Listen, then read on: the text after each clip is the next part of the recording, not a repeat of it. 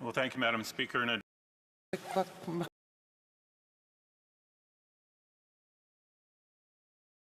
Thank you, Madam Speaker. And it's always interesting to hear from the honourable colleague across the way. He truly is a workhorse in this House. He's here almost every day that the doors are open, and I'll commend you for that.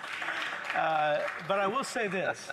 I find it quite humorous when he talks about disinformation and misinformation, and he starts down these wonderful tirades about these things. And I always seem to find it that whenever the government disagrees with the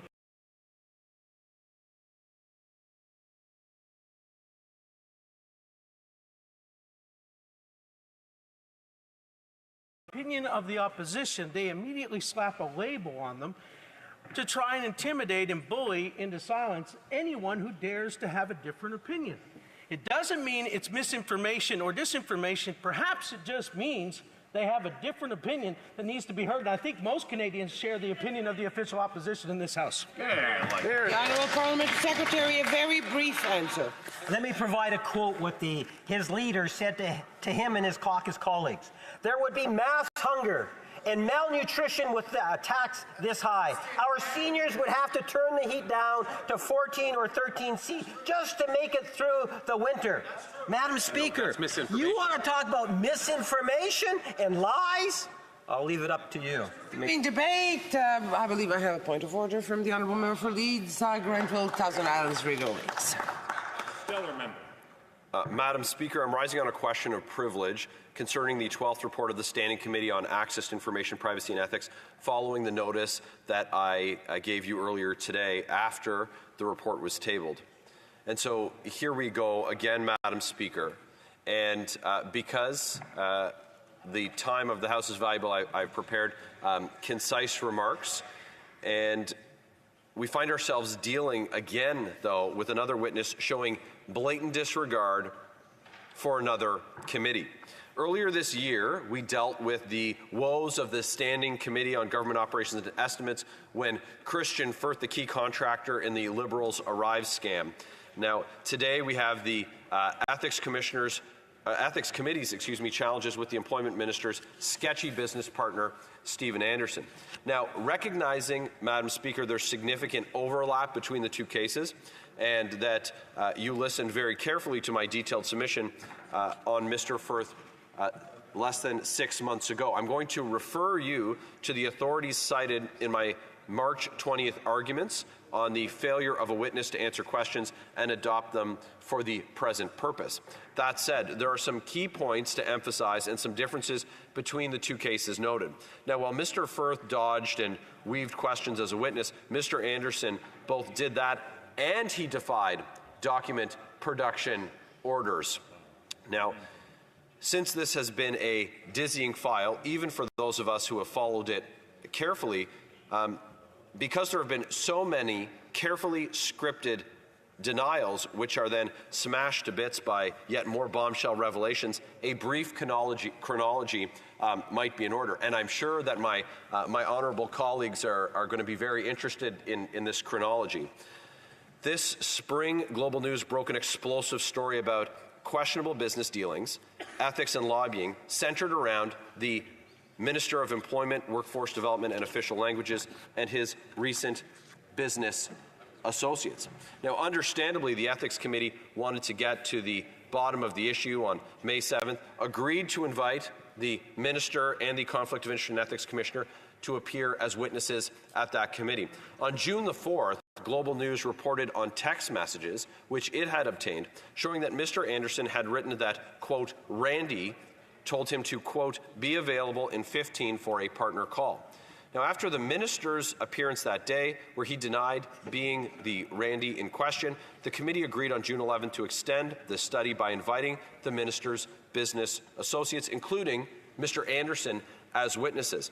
The committee also adopted a document production order directed to the minister and Mr. Anderson for all, quote, phone records, text messages, iMessages, and all instant messages and call logs from all applications from September 8, 2022, end quote, to be produced within 7 days. Now, on June 18th, the committee re-invited Mr. Anderson to appear during the week of July the 15th. On July 17th, Mr. Anderson did appear as a witness and trifled with the committee in his answers. A central area of concern was the identity of the so-called other Randy. In the September 8 text messages, and as it would turn out, several others sent the same week, Mr. Anderson blamed an autocorrect, which struck no less than 9 times and claimed that he could only provide the real name in camera in secret. Now, the committee disagreed. By the end of that meeting, the committee unanimously agreed to, quote, order Stephen Anderson to produce all of the previously requested documents in addition to the name referenced in today's testimony, and if those documents are not received by Friday, July the 19th at 12 p.m., the chair prepare a report to the House outlining the question that Stephen Anderson refused to answer in writing and during testimony, end quote. Excuse me. Mr. Anderson failed to provide that information, Madam Speaker, including the supposed identity of the infamous other Randy, though he did provide a bunch of other documents which were unresponsive to the Ethics Committee's orders. So here we are, Madam Speaker. While I think we've all lost track of the Ethics Commissioner's revolving door of an investigation into that minister, it is patently clear that Mr. Anderson failed to answer questions and he failed to produce records required by the Ethics Committee. Now, I'll also add that there are concerns about the truthfulness of some of the testimony from Mr. Anderson, which may well be a matter for a future report from the committee. Indeed, he freely admitted to the committee that he had lied to Global News. So that much is certain. For today's purposes, we are, of course, concerned with Mr. Anderson's refusal to provide information. Now, your predecessor ruled on May 11, 2021, on page 7021 of the debates about the role of committees in questions of privilege concerning witnesses' evidence and held that committees must first do the work of considering the issue and then inform the House of their conclusion. Well, that part, Madam Speaker, well, it's now done. House of Commons Procedure and Practice, 3rd edition at page 82, borrowing from a list of established contempts laid out in the 1999 report from the United Kingdom's Parliament's Joint Committee on Parliamentary Privilege, enumerates established areas of contempt, including, quote, engaging in other misconduct in the presence of the House or a committee without reasonable excuse, refusing to answer a question or provide information or produce papers formally required by the House or a committee, and without reasonable excuse, disobeying a lawful order of the House or a committee, end quote. So during his July 17th testimony, Mr. Anderson was asked, but failed or refused to name the so-called other Randy, or otherwise protested that he could only provide that information in camera about 10 times. Now, I asked him. The honourable member for Brantford Brant asked him. The honourable member from Hamilton Centre did too. Even the honourable member for Ottawa Centre tried and got stonewalled. Now, the honourable member for Steveston Richmond East asked Mr. Anderson if he would provide the answer in writing, and Mr. Anderson agreed. Then he resiled from his agreement when the member for Ottawa Centre followed up with his own questions. So the committee then deliberated on whether to yield to Mr. Anderson's demands and sit in camera. The committee decided not to, but instead adopted the order for him to furnish written responses that he had once offered to provide. Madam Speaker, no answer from Mr. Anderson has been received to date, and certainly not before the committee's deadline of July the 19th. I'll note for you that it's September the 17th. In fact, the Liberal Employment Minister's sketchy business partner did not provide responsive records concerning the balance of that document production order or the committee's original June 11th order either. In adopting these orders, the committee was exercising its authority, which Bosk and Gagnon described at pages 983 and 984 as follows. Quote, the standing orders state that standing committees have the power to order the production of papers, records, another privilege that is rooted in the Constitution and which is delegated by the House. In carrying out their responsibility to conduct studies and inquiries, standing committees have standing committees often have to rely on a wide array of papers to aid them in their work. The standing orders do not delimit the power to order the production of papers and records. The result is broad, absolute power that on the surface appears to be without restriction. There is no limit on the types of papers likely to be requested. The only prerequisite is that the papers exist in hard copy or electronic format and that they are located in Canada. They can be papers originating from or in the possession of government, or papers the authors or owners of which are from the private sector or civil society, individuals, associations, organizations, etc. End quote.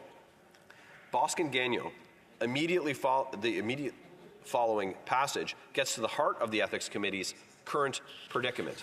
Quote, in practice, standing committees may encounter situations where the authors of or officials responsible for papers refuse to provide them or are willing to provide them only after certain portions have been removed. Companies may be reluctant to release papers which could jeopardize their industrial security or infringe upon their legal obligations, particularly with regard to the protection of personal information. These types of situations have absolutely no bearing on the power of committees to order the production of papers and records. The House has never set a limit on its powers to order the production of papers and records. However, it may not be appropriate to insist on the production of papers and records in all cases. In cases, the quote continues, in cases where the author of or the authority responsible for a record refuses to comply with an order issued by a committee to produce documents, the committee essentially has three options. The first is to accept the reasons and conditions put forward to justify the refusal. The committee members then concede that they will not have access to the record or accept the record with passages deleted. The second is to seek an acceptable compromise with the author or the authority responsible for access to the record. Now, normally this entails putting measures in place to ensure that the record is kept confidential while it is being consulted. These include in-camera review, limited and numbered copies, arrangements for disposing of or destroying the copies after the committee meeting, etc. The third option is to reject the reason given for denying access to the record and uphold the order to produce the entire record. End quote. Now, in Mr. Anderson's case, I believe it's fair to say that the Ethics Committee, in the end, attempted to reach a compromise, one which Mr. Anderson had initially at least agreed to get his answer about the identity of the so-called other Randy. Now, with respect to the balance of the documents which had not been produced in response to the June 11th order, Mr. Anderson raised objections, which he vocalized during his July 17th appearing. In response, the committee renewed its order. As such, it's fair to say that the committee chose the third option, rejecting his reasons and insisting on full production, as is its right. That leaves us with the situation which Boscan-Gagnon describes at page 138. I quote, if a committee's request that it be given certain documents is met with resistance or disregarded, the committee may adopt a motion ordering the production of the requested documents. If such an order is ignored, the committee has no means to enforce the order on its own. It may report the matter to the House and recommend that appropriate action be taken, end quote. Well, the House is now fully up to speed on the matter and appropriate action is being sought. That brings me, Madam Speaker, to the point where I say that if you agree there's a prima facie contempt, that I'm prepared to move an appropriate motion. Now, I won't keep the House in suspense. Like in the case of Mr. Firth, I intend to move a motion that would find Mr. Anderson in contempt and order his attendance at the bar to be admonished and to answer questions. Now, this motion would also incorporate the unanimously negotiated and agreed procedures for questioning Mr. Firth. One addition would be to include a requirement for Mr. Anderson to deliver up the as yet unproduced records. Now, as you said in your March 22nd, 2024 ruling at page 21,946 of the debates, quote, while it is perhaps true that the suggested remedy is not something we've seen for some time, I am of the view that it is procedurally in order. As with the case from June 2021, the motion provides for a call to the bar in order to be reprimanded and a specific remedy to the offense, end quote. We must all recall that this House is possessed with truly awesome power and authority to vindicate its role as the grand inquest of the nation. Citations 123 to 125 of Beauchesne's Parliamentary Rules and Forms 6th edition elaborates, quote, privilege grants considerable punitive powers to the House of Commons. The mildest form of punishment is a simple declaration that an act or an article is a breach of privilege. When an individual has been present at the bar, it has been customary to deliver this conclusion to the culprit in the presence of the House. On such occasions, censure of the individual is usually added to the conclusion that the privilege has been offended. Occasionally, the individual at the bar will be given an opportunity to purge the contempt and promise better conduct in the future. For more serious contempts, the House may proceed further. End quote. Now, in my March arguments, I quoted extensively from the 1993 to 2013 reports of the United Kingdom's Joint Committee on Parliamentary Privilege about the need for Parliament to find institutional confidence necessary to vindicate its authority and impose sanctions in cases of breach, lest accountability to Parliament be reduced to a pious aspiration and institutional weakness cynically exposed. Now, in the end, the House rose to the challenge and unanimously agreed to sanction Mr. Firth, despite some subsequent weak knees and queasy stomachs from some honourable members. But I trust, Madam Speaker, that the House won't start giving out free passes to those who think they can trifle at will with Parliament and parliamentary investigations. In conclusion, Madam Speaker, the 12th report of the Ethics Committee outlines, I respectfully submit, a contempt of Parliament, committed by the Liberal Employment Minister's sketchy business partner, Stephen Anderson. Parliament deserves to know just who the other Randy is. All Canadians, and especially those in Edmonton Centre, deserve that answer, and we must get that answer. Thank you, Madam Speaker. I thank the honourable member for submitting the motion, and it will take an advisement. Resuming debate, reprise du débat, l'honorable député de Beauport-Limoilou. The honourable member for Beauport-Limoilou. Madame la Présidente. Thank you, Madam Speaker. Aujourd'hui, nous devons parler du 13e rapport du Comité des Today, opérations gouvernementales. we are discussing the 13th report of the Government Operations Committee, a report on the GC Strategies contract, which asks the Auditor General to fully review these contracts to ensure that we got our money's worth, to put it simply. The AG has already published a report with samples of the contracts. The honourable member for Victoria on a point of order. Sorry, Madam Speaker, I hadn't recognized. The NDP just wanted to reserve the right of reply to the point of order. Absolutely, there will be time for those. Thank you. As soon as possible. L'honorable député de Beauport-Limoilou. The honourable member.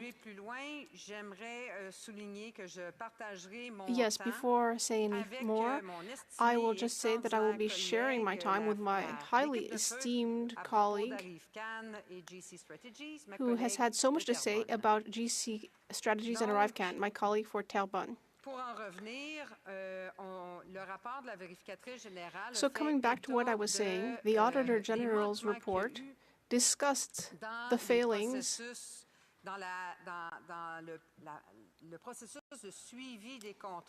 in the process for granting and following up on these GC strategies contracts. And we're asking for a further step to see whether taxpayers got their money's worth.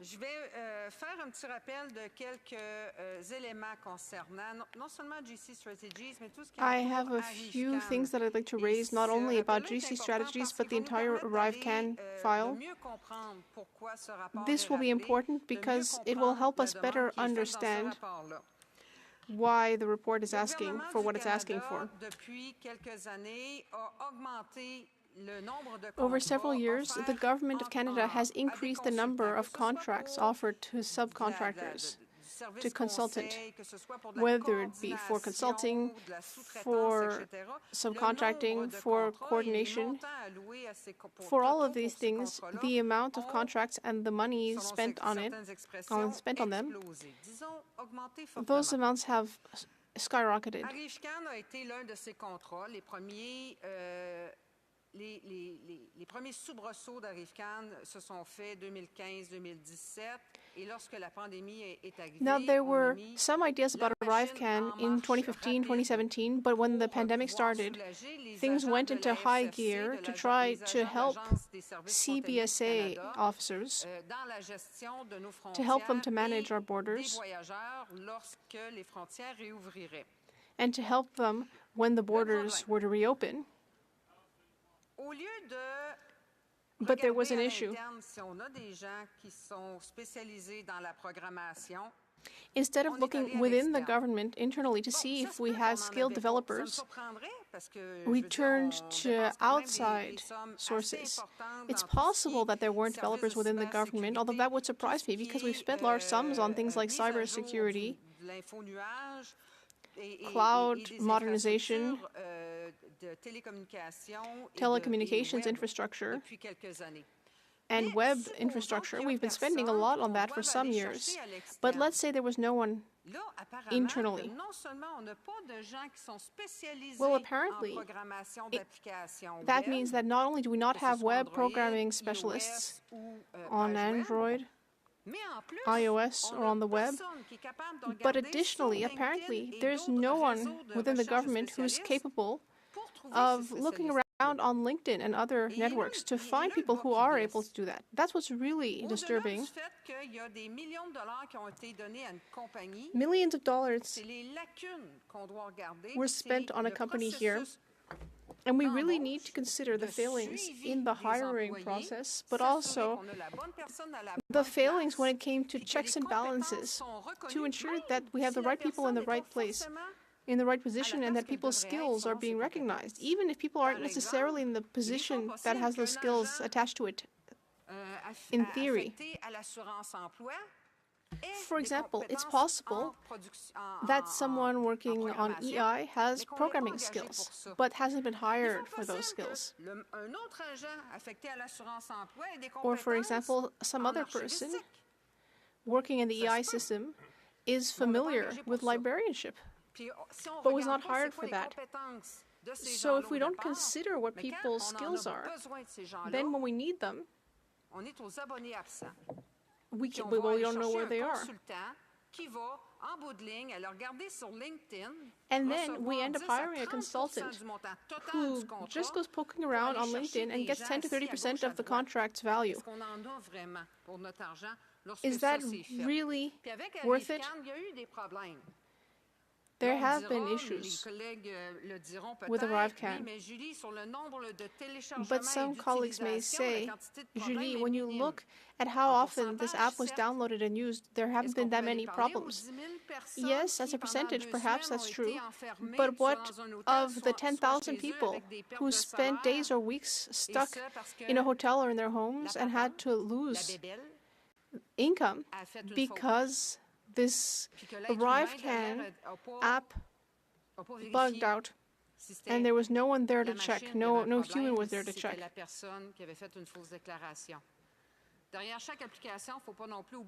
We should never forget that behind every application or with the use of every application, there can always be mistakes. You can see that with AI right now. Mais est programmée par un être humain et les êtres humains sont faillibles. Ça a été la même chose avec ArriveCan was programmed by humans. Sorry, I accidentally called it ApplyCan. It was programmed by humans, and humans are fallible. Meanwhile, CBSA officials were not properly trained and saw the use of the app as an inconvenience. That also created problems at the border.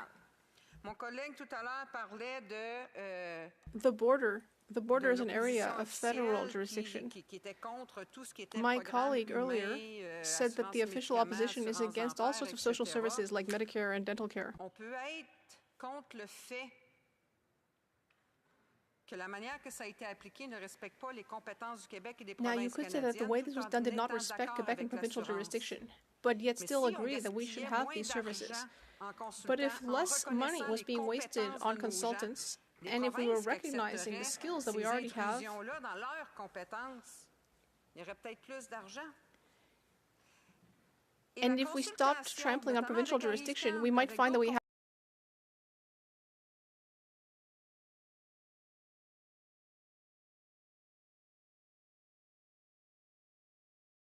have more mais là, money. on est vraiment avec GC Strategies. And then when we look at ArriveCan and amène other contracts, and this brings me back to GC Strategies, d'autres questionnements.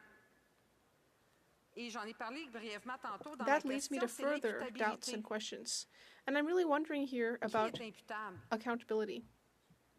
Est-ce qu'on met assez d'argent dans la formation Who is des accountable? fonctionnaires? Is enough Des being spent on gestionnaires. training? À un moment Public donné, servants, un managers. gestionnaire, ça doit gérer.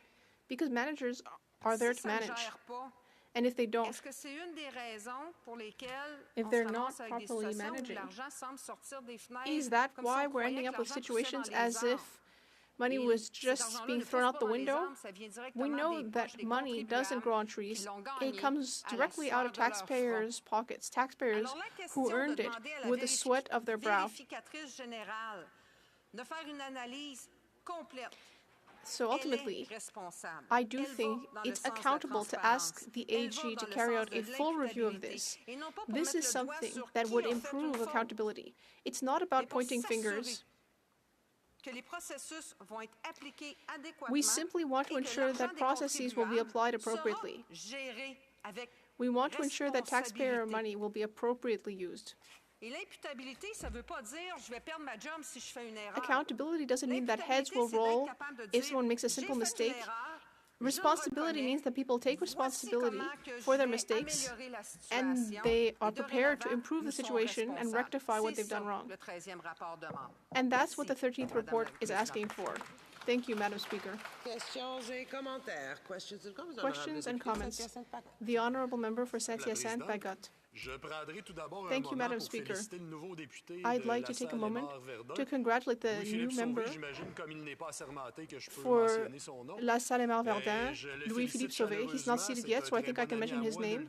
I'd like to congratulate him warmly. He's a good friend, and I believe that people in that riding will now have an excellent representative, and that he will be a real asset in continuing to make Quebec a nation, a country. Now, my question. Earlier, I heard from Liberal members. They're blaming everything on the official opposition. They're going on about dental care, even though this debate is about GC strategies. It's rather confusing, but it reminds me a little bit about a period in the history of Montreal.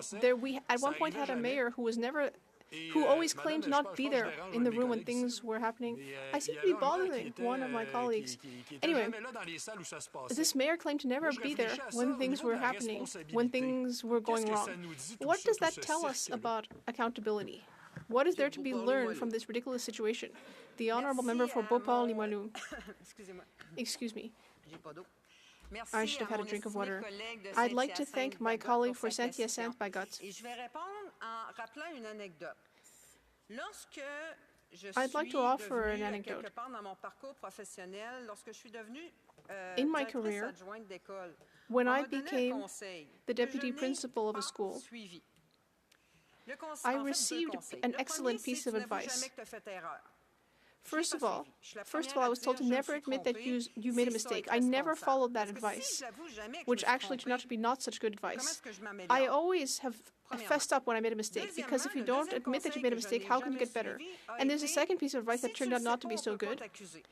The advice was, if you don't know what happened, well, you can't be blamed for it. I never followed that advice, because if I'm aware of something and it was a mistake, I prefer to say so openly and take responsibility. That's how things get better. We know that as humans, that as individuals, the ultimate goal of life is to learn every day and get better.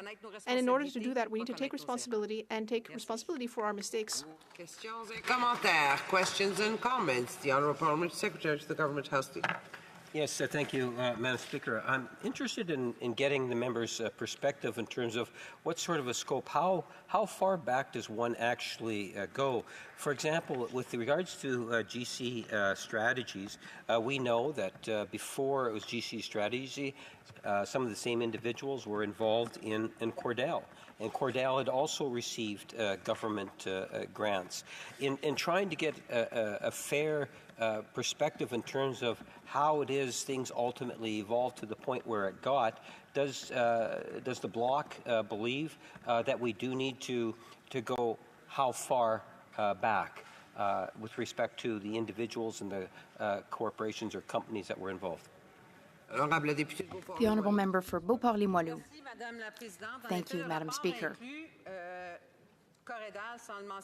The report mentions Corridal without actually naming it, but let's be clear that it was Corridal when those two individuals became owners of it.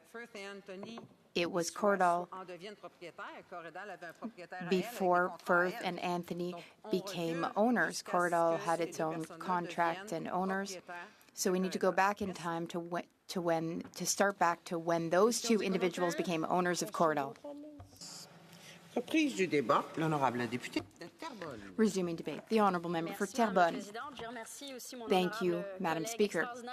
I thank my extraordinary colleague, the member for Beauport-Limoilou. It's always hard to take the floor right after her, given how knowledgeable she is on these matters. I'd also like to congratulate Mr. Sauvé on the morning of his victory. So many people have placed their trust in Louis-Philippe. The Bloc Québécois also believes in him, and we will be there for you. Now, Madam Speaker, a few months ago, the Office of the Auditor General released a report on the management of the ArriveCan application, and in the words of the Auditor General, the management of the app was the worst she had seen in her career. The app was supposed to cost $80,000. Taxpayers were billed $60 million. The Auditor General's report revealed that a two-person company pocketed $19.1 million for the ArriveCan project. Which company? GC Strategies. What we're now discovering is that the ArriveCan case is only the tip of the iceberg. The Comptroller General recently revealed that GC Strategies and its predecessor, Cordal Systems Consulting, had been awarded a total of nearly $108 million in contracts since 2011. But, Madam Speaker, manual searches allow us to find that there were probably more contracts. So this two-person company, again, pocketed $19.1 million. Moreover, through the Auditor General's report and through witnesses, we've found out that there was whiskey tastings, dinners, golf tournaments, dozens of events in which civil servants took part. Mr. Firth was here. We summoned him to the bar of the House of Commons, and I asked him a question. I asked him how many gifts in kind or in money did you offer public servants? And he answered in a rather arrogant tone, none. Okay, so apparently dinners don't count, whiskey tastings don't count, golf tournaments don't count. And he replied, oh, well, you know, there might have been something like that. That's what we got from Christian Firth, Madam Speaker. We never got any clear answers from him. What's worse, though, we never received any admissions on the part of the government. They never admitted that there's a problem with our procurement. They should have admitted it the second the ArriveCan report was published. They should have admitted it and committed to reforming the procurement system. Now, back to Christian Firth. He refused to answer a number of questions. He compromised the work of parliamentarians by not sending requested documents on time, and he even lied in committee. In particular, he refused to provide the list of civil servants with whom he had had dealings, a list he has just provided, but which is incomplete according to the testimony we've heard in committee. If it has come to this, it means that there are huge problems with procurement. For at least 15 years now, this is how the government has operated. It's so difficult to get into contracts with the government that businesses like GC Strategies and others, they do the contract, And sometimes they do the work, but they're intermediaries. Sometimes GC Strategies and companies like that, they don't even find the expertise. The government finds the experts. Like in the case of KPMG. KPMG said that it could provide the services that the government needs, and KPMG received a phone call from a civil servant saying, we're not going to deal directly with you, we're going to go through GC Strategies to receive your expertise. So then GC Strategies received a huge sum for doing nothing. A business took advantage of a system which is not just broken, but massively broken. For example, there were many contracts, some of which were without a call for tenders or call for proposals. So it was conducted in the wrong way, and that made it such that GC Strategies was the only contender truly considered. GC Strategies signed a contract with the government and KPMG, but GC Strategies didn't do a thing. Why does the system allow for this type of abuse? So the motion asks the Auditor General to conduct a performance audit on a priority basis of all payments made to GC Strategies and Corridal, including departments, agencies, and crown corporations.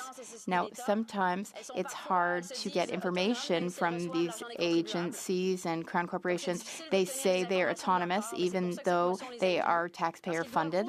But that's why we've included these agencies and crown corps in the motion, because they also need to be accountable. Now, we want to know how many more cases like this there were. We know that ArriveCan is just the tip of the iceberg.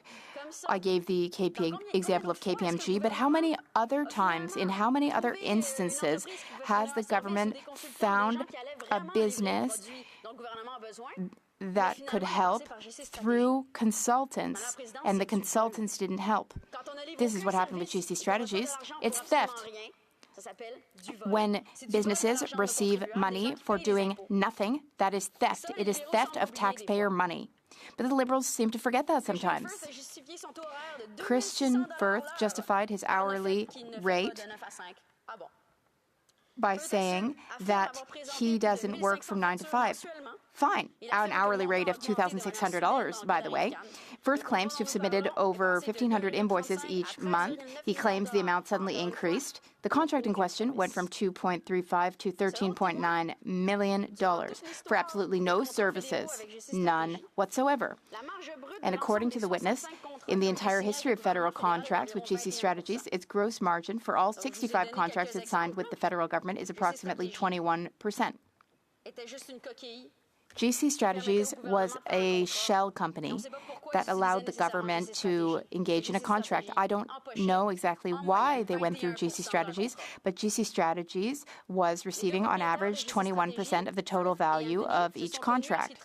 Firth and Anthony, owners of GC Strategies, met when they were working for Veritac in 2010. And the witness was working for this company when its directors pleaded guilty to rigging calls for tenders in 2009. A judge had ordered all employees, including Firth and Anthony, to take a course. But there were misdeeds in the call for tenders in order to select GC Strategies for ArriveCan. Now, as we've said, it is essential that we shed light on everything that has occurred. How much of the money paid to GC Strategies can we recover? In the case of GC Strategies, there were misdeeds, and there was even, as I said, theft. Madam Speaker, there's one thing that's clear. We are talking about the report which was published, and we want the OAG to look into this. We cannot be making repeated requests all the time, as one party loves to do, constantly make the same requests over and over. Now, we know that the Auditor General is very busy. We can't bombard the OAG with requests for studies in such a busy schedule and without additional funds. Nevertheless, and this is the most important point I will make in my speech, the report, the motion, was adopted unanimously because it embodies how taxpayers, Quebecers and Canadians feel. They feel that they have been cheated. This goes to show that Canadians and Quebecers feel angry. They talk to us about ArriveCan and about GC strategies. No one understands how it's possible. They feel that they've been cheated by a procurement system that must be radically reformed. That is what is necessary, Madam Speaker. I would like the government to finally be accountable and responsible, as the member for Beauport-Limoilou said that they should. GC strategies is the most telling example that demonstrates how problematic and flawed the federal procurement system is. Secretary of the Government House Leader. Yes, thank you, Madam Speaker. I'd like to pick up on the member's last statements and go to the Auditor General's comments. From what I understand, a clear indication that the Auditor General found that the government has appropriate contracting rules that are actually in place. The problem is that the rules were not properly followed. And when that occurs, there is an obligation for the government to take action. And when the government did discover this, there were actions. We saw internal reviews being done. We saw the Auditor General being brought in. The RCMP are also now looking into the matter. I don't know exactly where they're at in regards to it, but there seems to be a great deal of attention that is being brought to the issue, justifiably so. The government has not been shy in terms of recognizing the need for transparency and accountability on this issue. The government believes that there will have to be and will be consequences for those that have broken the rules and taken advantage of taxpayers. I'm wondering if she could provide her thoughts in regards to the Auditor General's comments that we seem to have the right system. The Honourable Member for Terrebonne. Well, Madam Speaker, the bottom line is that I disagree with my colleague across the way. The government clearly did not do enough. An example would be CBSA. One of the individuals who had a whiskey tasting was Christian Firth, was promoted. Is that taking action? No. There is a problem with our procurement system. We need to repair the system. It is too flawed. It is too complicated. So many businesses have to go through intermediaries like GC strategies, which don't end up doing anything. So it just costs too much at the end of the day. The Honourable Member for Windsor West. To my colleague, one of the problems that we have is a constant outsourcing of communications, studies, and consultant groups instead of actually having that done within the house of the public service. So I'd like her comments with regards to how much outsourcing has been done. That is a significant problem, and if we had that in-house, we'd actually have more accountability and control, and more importantly, accountability. The Honourable Member for Terrebonne. I would like to thank my honourable colleague for his question. There is indeed a problem, but the problem is not necessarily outsourcing. We do, once in a while, need external experts to support the government on a case-by-case basis as needed. The problem, though, is that the public service has ballooned. So many civil servants have been hired, all while hiring more and more external experts and consultants. So we've increased both. Now the federal government seems to be dependent on consultants, and we've lost internal expertise, and that's what I mean when I say we have a problem with outsourcing. Thank you, Madam Speaker.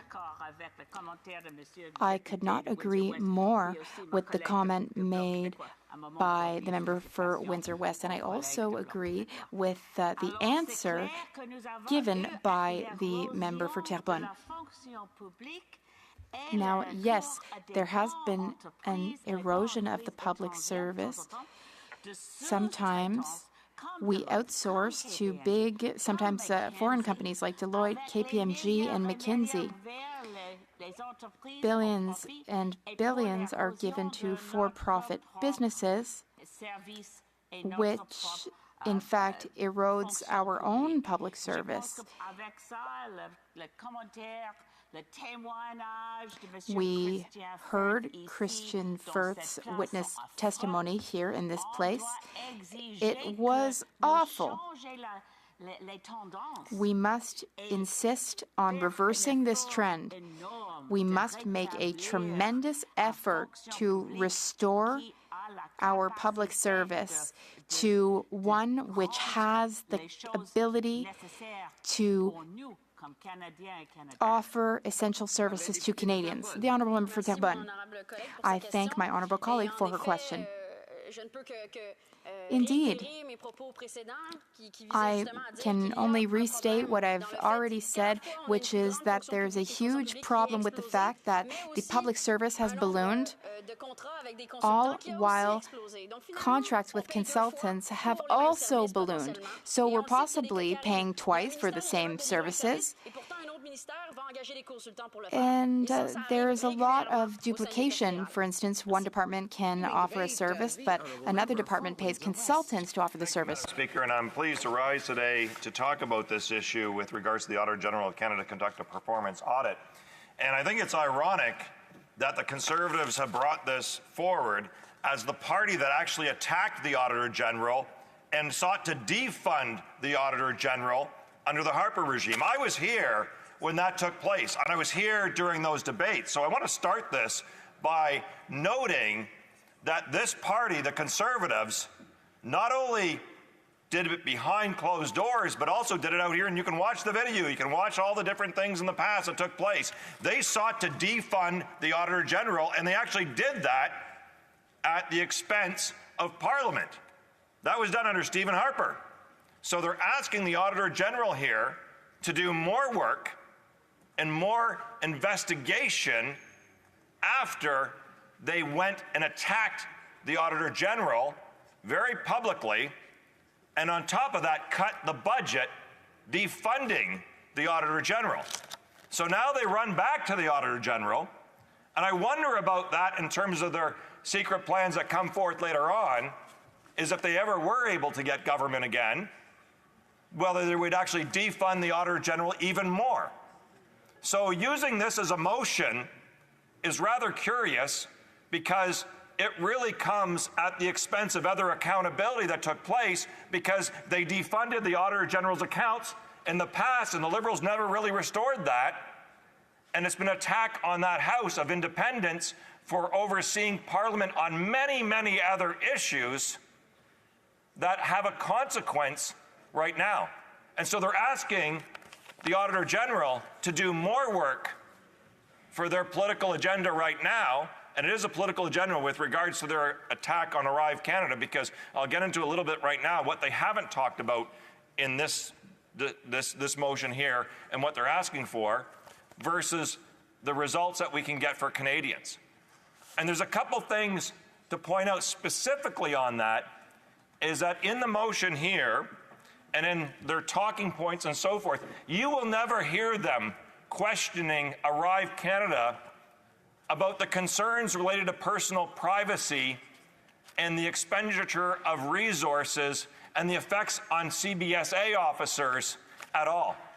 They call it Arrive Scam and stuff like that, their slogans and all the different things that they have that they kind of package up into the little box that they have, but they really don't get to some of the things that are really germane that should be done. So when you look at GC strategies and what they have done with the money that they got, it is a very much a legitimate discussion to have.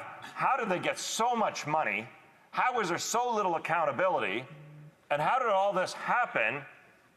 And at the same time, though, what isn't discussed is why did we even outsource such an important provision that was being sought at in the first place? Because under the Harper regime, they cut the public service so back, and they actually cut back CBSA officers. They cut frontline officers, and they cut off other types of systems in place that actually deal with gun smuggling, drug smuggling, and so forth. Over $100 million of cuts to our border services took place under the Harper regime. One of the first things that they did And then later on in this Parliament, they come back and we see an outsourcing by the Liberals, because that's a convenient way to do it, for an application that deals with your personal privacy, deals with border management, which is significant.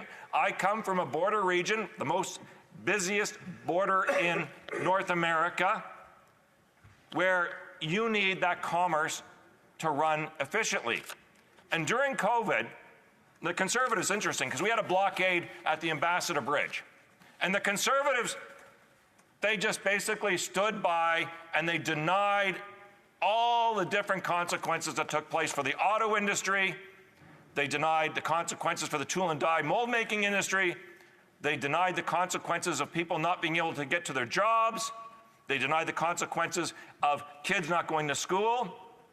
They denied the consequences of people, including children, going to their health care appointments, including cancer treatments. And they stood down as this illegal blockade took place, to the point we had to put Jersey barricades all along here in Church Road. And why is that important and germane to this is because they have been part of this outsourcing that take place on CG Strategies and others to deal with an application that would have actually helped us potentially deal with COVID. And then the problem was it manifested itself into a blockade and disgruntlement, and now they continue to have that disgruntlement here with regards to them focusing solely on CG Strategies, something that they probably would have employed. It might have been a different strategy organization themselves, because they love the outsourcing. And they love the fact that they canceled and defunded our in-house capabilities when it comes to creating applications and processes related to the border crossing. And that's what Arrive Canada was about. It was an attempt to try to deal with COVID, the complications of the border, and so forth. And they will not talk about how it really related to the exposure of personal privacy and the inefficiencies that it created for the industry and other economic issues that we had. And so we come back here to this motion, and it really focuses on the priorities of CG Strategies and the payments, subcontracts, and all those different things that take place.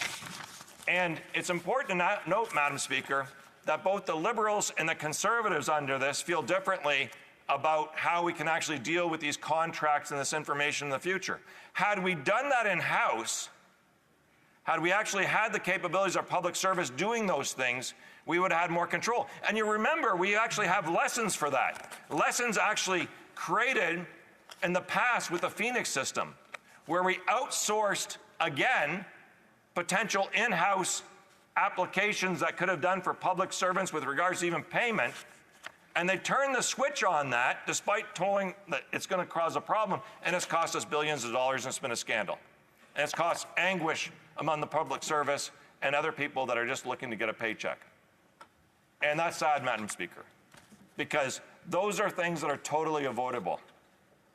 And one of the things I want to touch on, which is important on this particular issue, that goes beyond it, is because we can have this on CG Strategies, but I'm just not convinced that whether it's the Liberals now with their friends in the CG Strategies group, or whether later on or in the past it's been the Conservatives with their friends getting these contracts and these types of things, that we've really learned anything that systemically will change what's taking place.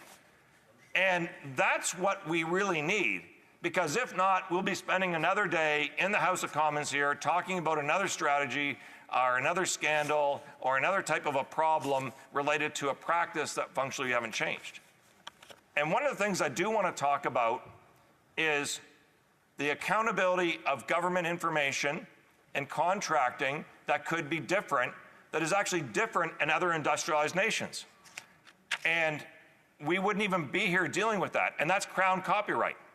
So Crown copyright, Madam Speaker, in this country is done different than any other place.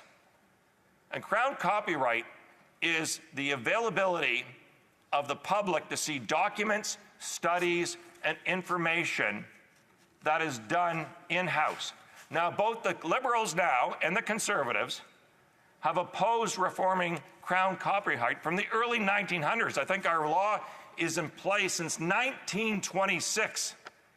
And it's different than the United States, it's different than the UK, it's different than everybody else across the board. And why is that important? Because if it was done in-house, if it was done by the public servants, it was done by taxpayers, New Democrats believe that information, those studies, those accountability documents that were being sought after now and other things would be public information. And under the best circumstances, when you contract those information pieces and you get them done, they're very helpful for businesses, they're very helpful for academics, they're very helpful for a number of different things for our economy and accountability. And you wouldn't have to spend time in the House of Commons debating that because it would already be available. That's what the United States does. That's what they have done since the 1800s. But in Canada, we have a system in place right now that is protected by sensitive so-called information by the government, where you cannot see when the Liberals or Conservatives do those types of studies from public servants. And you know why? Because some of that information that the Conservatives and Liberals have done over the past have been polls, research opinions, and other types of information where their political party should pay for, but taxpayers have actually paid for that to guide their principles and their things. And if you can't, if you can't get your head around this in terms of why is it that you would, as a taxpayer, pay for all those different things and never get access for it, it's because of the power interests that have taken place here. And that needs to be changed significantly. And if we did this material, and if we did these studies that CGS did, GC Strategies did, that would be automatically available to the public. So today's discussion, to get the documents, to get the contracts, to actually, it's been through a committee, and it's also, we're actually the Auditor General now to actually deal with these issues, would all be readily available anyways. So how much money does it cost in terms of the taxpayers to actually run Parliament committees, run discussion here in the chamber, then make the Auditor General do something after the Auditor General's budget has been cut in the past, and then try to get a document back into our system here to talk again about that accountability and to complain about it, and they'll use the Arrive scam, and then they'll try to defend it over there and all those different things. Whereas the solution is right in front of us. Had we actually had that done with in-house and Crown copyright, which every other industrialized nation actually has in a different fashion than Canada, it would not even be a fight. It would be automatically available. So why is it that it's okay, and I can't believe the motion doesn't even talk about this, that we can allow a continuation of a whole bunch of companies, this one being GC Strategies, which appears to be done in somebody's basement, to actually get millions and millions of dollars on the whim with least accountability, and then we don't get that information to the Canadian public. And I would say, coming from a border region like myself, I would have been interested, and I'm sure our Chamber of Commerce and others, with any real application like this on Arrive Canada, having the data that they use, the information that they use to actually create an application, which I think was unnecessary and has huge flaws.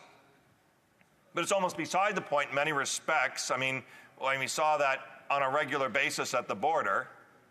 But why are we even fighting to get that when the solution has been in front of us? And the reason I can tell you, Madam Speaker, is because a continuation of control of public information, control of the civil servants that have taken place, and the disenfranchisement of the public because they can't get the information on a free and regular basis that should have been available from the start from GC Strategies. And the reason being is it's better to continue with that issue right now, and the Conservatives don't put that in the motion here because they're hoping they can get over on that side over there and get the same access to the public purse strings and to the public money to do whatever they want on these accountability issues, and then later on it'll be up to the opposition or others to expose that. And I've seen that over the years. I've seen that over the years so many times, especially under the Harper administration. There has been so many different issues that I can tell you that have taken place with regards to accountability that have never been answered. And sadly, Madam Speaker, when we're looking at the situation back in the time when I sat closer over there, and I sat a couple seats across from the now Prime Minister, who I watched support Stephen Harper over 100 times on confident votes without a single concession from Stephen Harper. Over 100 times they agreed with the Conservatives and didn't get a single thing for Canadians.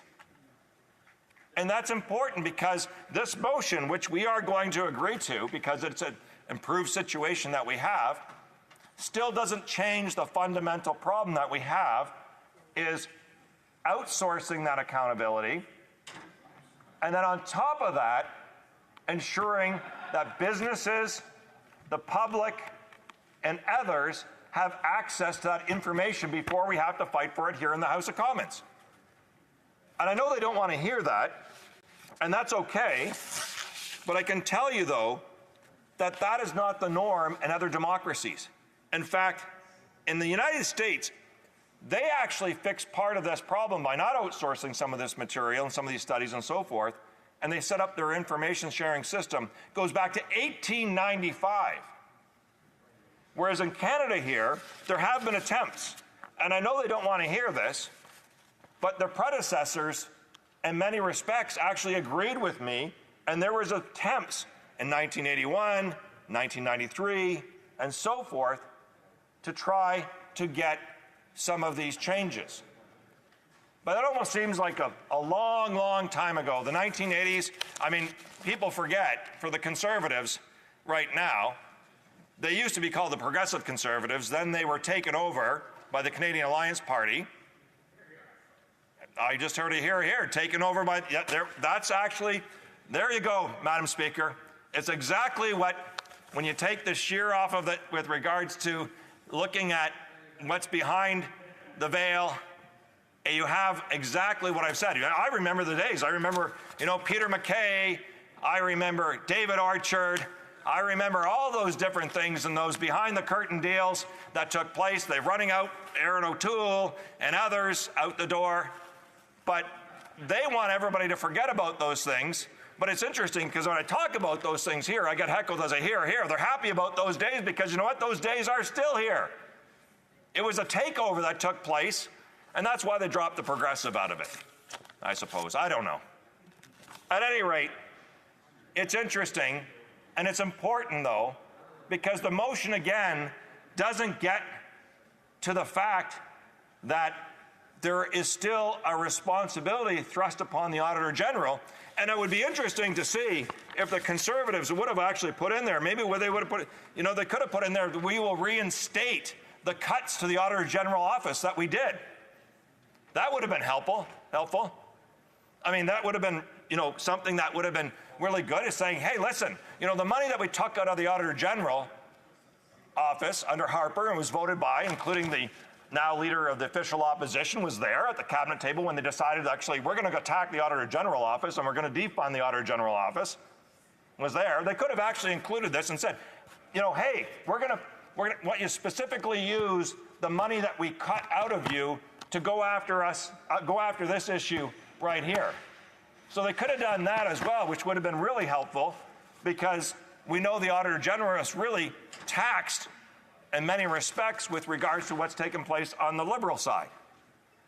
And that, again, as I conclude here, Madam Speaker, I want to focus on, again, if we want a real responsible solution to this, it's simply making sure our public service is funded properly and can do the research, and the research is then open to the public, businesses, employers, and so forth, so it actually performs well for our economy with Crown copyright renewal and reform, and then you don't even have this. So instead, what we have is a systematic problem here of outsourcing continually and not having control and spending lots of money, but it goes to the government side in the past of Canada, whether it be liberal or conservative, it doesn't matter whether it's blue or red or whatever, they find a way to pass that public money on to their friends. That has been the consistency of what's taken place and what's happening right here. It's about time to end that consistency of Ottawa and actually pass it on properly back to the taxpayers to ensure that they're not involved in this boondoggle, but not anyone in the future, Madam Speaker. Before I go to questions and comments, there was a lot of discussion being had in one corner or in the middle of the chamber here. If members are not interested in hearing what is being said, there was a variety of individuals. I know there's someone who's pointing, but that individual was also part of that discussion. I would just ask members to please be respectful. If they want to have conversations or not interested in the debate, then they should step out, have those conversations there, and then come in. There were other members who were making signs of indicating that it was noisy in the House. I didn't interrupt because nobody got up at that time, but I do want to remind members again, please step out if you want to have conversations. Questions and comments. The Honourable Member for Guelph. Thank you, Madam Speaker, and thank you to the Honourable Member across the way from Windsor. I enjoyed working on copyright legislation with him in the 42nd Parliament on the Industry Committee, and he does bring up the issue of Crown copyright. And one of the examples for us in Canada is looking at Crown copyright in the UK, something that goes back to, I think, the Statute of Anne back in 1710, and I think they're currently under legislation from 1988. But we could talk about copyright, but I'm really interested in the members' comments about trade and how important it is for us to look at technical advances that we can make to have goods and services move more freely across our border, and how this was intending to do that, Madam Speaker. Thank you. The Honourable Member for Windsor West. Thank you, Madam Speaker. I thank my colleague for it. It was an interesting. We toured, all of us in all of Canada for a full year on copyright, and I appreciate his interventions and actually participation in that. It's highly complicated and it's a tough issue that still resurfaces. But he makes a good point, is that there can be innovation on the border, and to bring it back really to where it's really important is that's what the application for ArriveCan was to do, was to actually make things flow better and so forth. And the Arrive Canada problem really is itself through the application problematic, but I want to focus also too on making sure that we have boots on the ground with regards to CBSA and officers. We are short right now because of COVID, over 2,000 to 3,000 officers at the border right now. So if we even have a application like Arrive Canada or a new one that comes into place technology-wise, and there has been some advancement on a certain number of different things, if we don't have the right equipment and we don't have the right officers, enough officers, then it's a huge problem. A good example is that we hear of auto theft. And in auto theft, Madam Speaker, they actually moved the equipment from Windsor to Montreal because they couldn't fix the equipment in Montreal. They wouldn't fix them in Montreal. So we have to actually fund the border properly, and so we still need boots on the ground, so to speak. The commentaire, l'honorable député de Saint-Hyacinthe-Bagot. The Honourable Member for Saint-Hyacinthe-Bagot. Thank you, Madam Speaker. Well, this was quite an amusing scene. Our Conservative colleagues were barely listening. In fact, they were speaking almost as loudly as our colleague who was speaking. But then they suddenly paid attention when he said Canadian Alliance. They suddenly turned around. It seemed to titillate them. So perhaps he should talk more about the Reform Party and about the Canadian Alliance. He should just sprinkle that over his speech. He might get their attention. And I'm sure there are some other variants that he'll be creative enough to find to get their attention. Now, when it comes to multiculturalist Canada, it's often been called an aggregate, a melting pot that has no consistency, no coherence. And we see the same thing in Canada now with the Canadian government, which is unlike the Hydra, the Greek monster with many heads. We see the opposite. We see one giant federalizing center with its many little tentacles, and it's out of control. Why is no one ever actually accountable? Oh, thank you. I thank my colleague for the question. And yeah, no, I remember I got here when there was the Alliance Party and the Conservative Party. Actually, it was Joe Clark that used to sit, well, it's the other place right now, right next to me or close to me at that time. And then later on, we saw the Conservative Reform Alliance Party emerge, which its acronym was CRAP, as we know. And then that disappeared shortly thereafter. But there was other machinations that took place. But I actually was here, and I have a lot of respect for Joe Clark in many respects because he was screamed at by the Alliance Party at that day and time. I can remember those things very clearly. You can watch the video because it's there. And he used to actually have his green folder and would ask the questions. And I was really impressed by his stature at that time. And so to respond to my colleague's question is, again, when we have in-house accountability with the documents with Crown copyright reform, we don't even have to get at trying to do motions like this and so forth because it's available to the public and it's part of the process, and we don't need procedure here to do it. Just remind the member to be careful on the acronyms that he uses. There are certain acronyms that are just not acceptable to say, no matter what it sounds like. We know that there are unions that don't like their acronyms used for them either. Questions and comments? The honourable member for Battle River Crowfoot. Thank you very much, Madam Speaker, and I appreciate the opportunity to ask my colleague from the NDP a question because I think that myself and I know some of my colleagues here are very, very curious to know whether or not the NDP are willing to assert this supposedly newfound independence that they are talking about and vote non-confidence in a corrupt government that has such disregard for tax dollars, disregard for the public service, in fact. And I know he mentioned that this should have been something that was done in-house. ArriveCan could have been done in-house, done by our professional public servants, but instead the mismanagement, the corruption, the scandal that plagues this government. Yet, and I would ask very specifically to that member, they refuse to commit to voting non-confidence in that corruption. Can he clarify today whether or not they will vote non-confidence in that Prime Minister and that Liberal government and show whether or not they are actually breaking up the so-called, or tearing up the so-called agreement? The honourable for Windsor West. Thank you, Madam Speaker. I have no idea what that has to do with the motion that they put forth, but that's not surprising from the member and from the way that they're behaving. No, what I do have here is I have some more documents, and I'm glad to have the floor. If I had unanimous consent, I could go on for longer because I have right here Harper's government record and scandals. I have the last 10 years of Stephen Harper scandals. I have the Conservative collection of Harper government scandals as well. So I have lots of here to go on. I also have here, when I want to go specifically to the motion, here's Auditor's General Office to cut 60 jobs, reduce number of audits, thanks to the Conservative government, thanks to Stephen Harper, thanks to their agenda, which they never told the public when they went to the poll. They never told the public that they were going to raise retirement from 65 to 67. They never told the public they were going to cut $100 million from border services. They never told my community they were going to close, which they did, the Veterans Office and the Recruiting Office. They never said any of those things. So, Madam Speaker, I'd love to have the floor to talk about those things more. Questions and comments? The honourable member for Saanich Gulf Islands. Thank you, Madam Speaker, and the honourable member for Windsor West. I think what the Canadian public is screaming about is the sense that there's never any accountability, that millions and millions of dollars can be wasted, and we can have someone like Christian First sit here and say, oh, he's not ashamed, just took millions of dollars from Canadians and he's walking away with it.